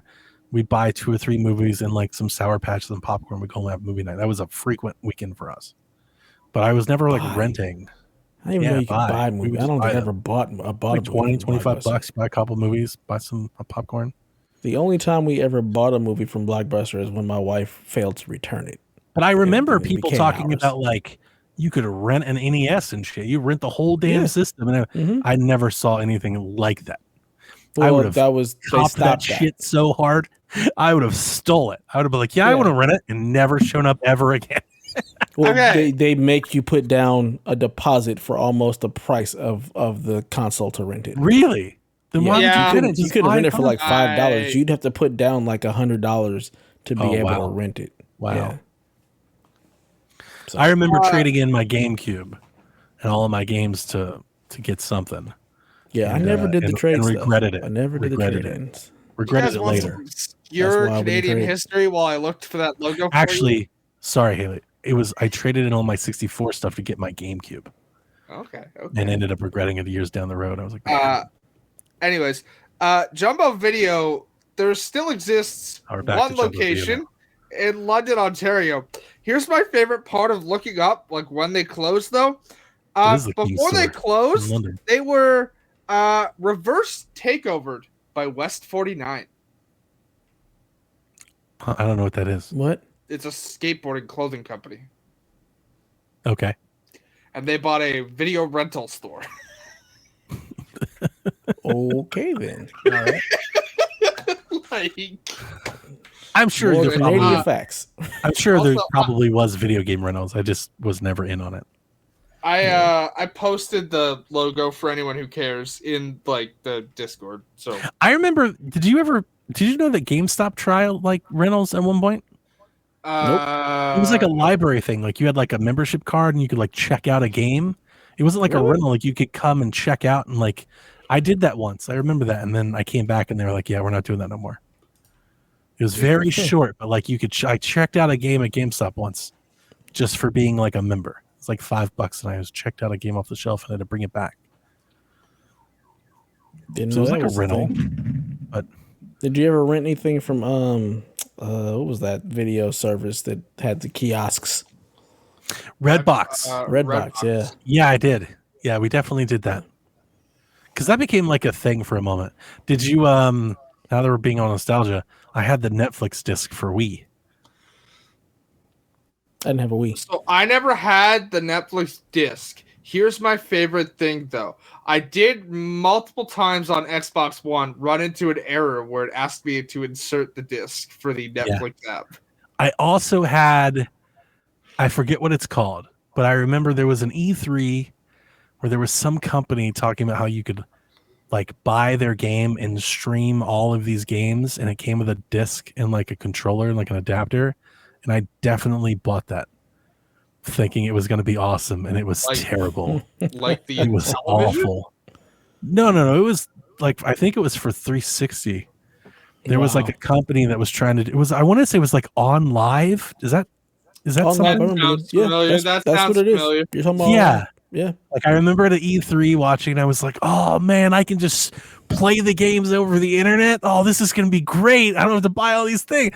And it did not work at all. Did not work. All kind of licensing issues, internet Yeah, but I issues. had It was the like they disc were and trying all to the thing. stream. Like I remember, I remember the first thing for like online gameplay was a thing called X-Band, and you could buy it for Super Nintendo or Sega Genesis, and it was like a cartridge that had a modem in it, and it would allow you to actually play with anybody else who had X-Band online, so you could play a sports game, connect to somebody else, and actually play online.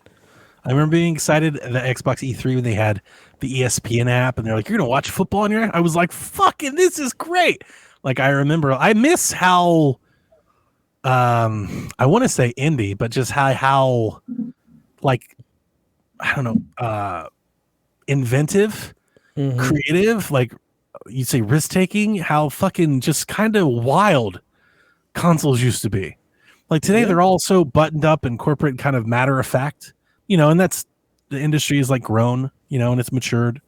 But back then, there was just all kinds of shit happening, like fucking On Live and Netflix. Like that shit was crazy at the time. We were at the cusp of like the internet age. I Now know. that we're here. Everything is like, oh well, everything. Because you talk does about all that shit. Redbox, I definitely remember Netflix and like getting the things in the mail, getting movies in the and mail, sending them back. And you talk about rentals, I definitely did the what's the game service that Netflix did, or not Netflix, the other one. GameFly. Like, I did that for a little bit. I did do that for a little bit. I remember doing that for like a couple years, but I stopped doing it because I never seemed to get like the new releases. I always got skipped down my priority list of like 6. I'd have like my top 5, and I always get like 6 or 7. So I was like, I just kind of turned it off after a while. But for a while, I did that too. Yeah, Never did it. good stuff. Good stuff. Yeah, but it was just like the crazy shit that they were doing. The PlayStation Move and the cameras and the apps and shit, and like you could jailbreak shit, and it was novel. It was new. It was kind of absolutely cool. Back when you still had Game Sharks and things. And all Yeah, kind of crazy shit you could do Game with Shark. consoles. Yep. I remember I had a friend who modded my original PlayStation where I could just play burn games. You could just burn I did the any same game thing for my and play. Dreamcast. Yeah. Oh, The my Dreamcast. Dreamcast! I Boy, that was loved the the hacker's dream Dreamcast. right The there. Dreamcast Oh, was my the God. best. I had a friend of mine that had a computer and the internet and stuff. I didn't, but I would pay him $5, and he would burn me games and CDs and bring them to me from school. I was that friend. Were you? I had so many. See, if you've ever heard me talk about how much I love my Dreamcast, for no other reason, that is why. Because I had access to every game I could ever want on Dreamcast. It's like, I love this console. The best part is it wasn't even my computer or CD burner. It was a friend's, and I was just buying discs, burning copies of things, and slinging them at school. Yeah, I would just come. I remember. I think his Dev, name is the Adam. 5-year-old entrepreneur. Yeah. Well, I was in high school, so I was. I'd give him my 17 lunch years old money. at this point. And he'd be like, "What do you want?" I would give him track lists. He must have made me like 20 CDs. I must have given this kid like $100 over the school year. Oh man, It I did the burned me same all thing these when I was a games. coach. I used to sell CDs to all my players. I used to get everything, download the CDs, download everything, burn CDs, and I would just sling them to my players. Mm-hmm. Get you 5 for 20. That's how I had all of the. And you know the funniest thing, because I wasn't like into, I guess, I don't know what, in that pre kind of internet era, how were you keeping up with game news? Was it the magazine? It seems like everybody Oh had the yeah, magazines. Game Pro, EGM. Yeah. There was one called Game. I was big on video game magazines. Like I'm a reader, so I got subscriptions to all of that stuff. And So I would always go to Vons or go whatever grocery store. And I'm like looking down the aisles, looking for the game magazine to find out what's coming. I would pick up one here and there, but like I never had a subscription. I didn't read them regularly.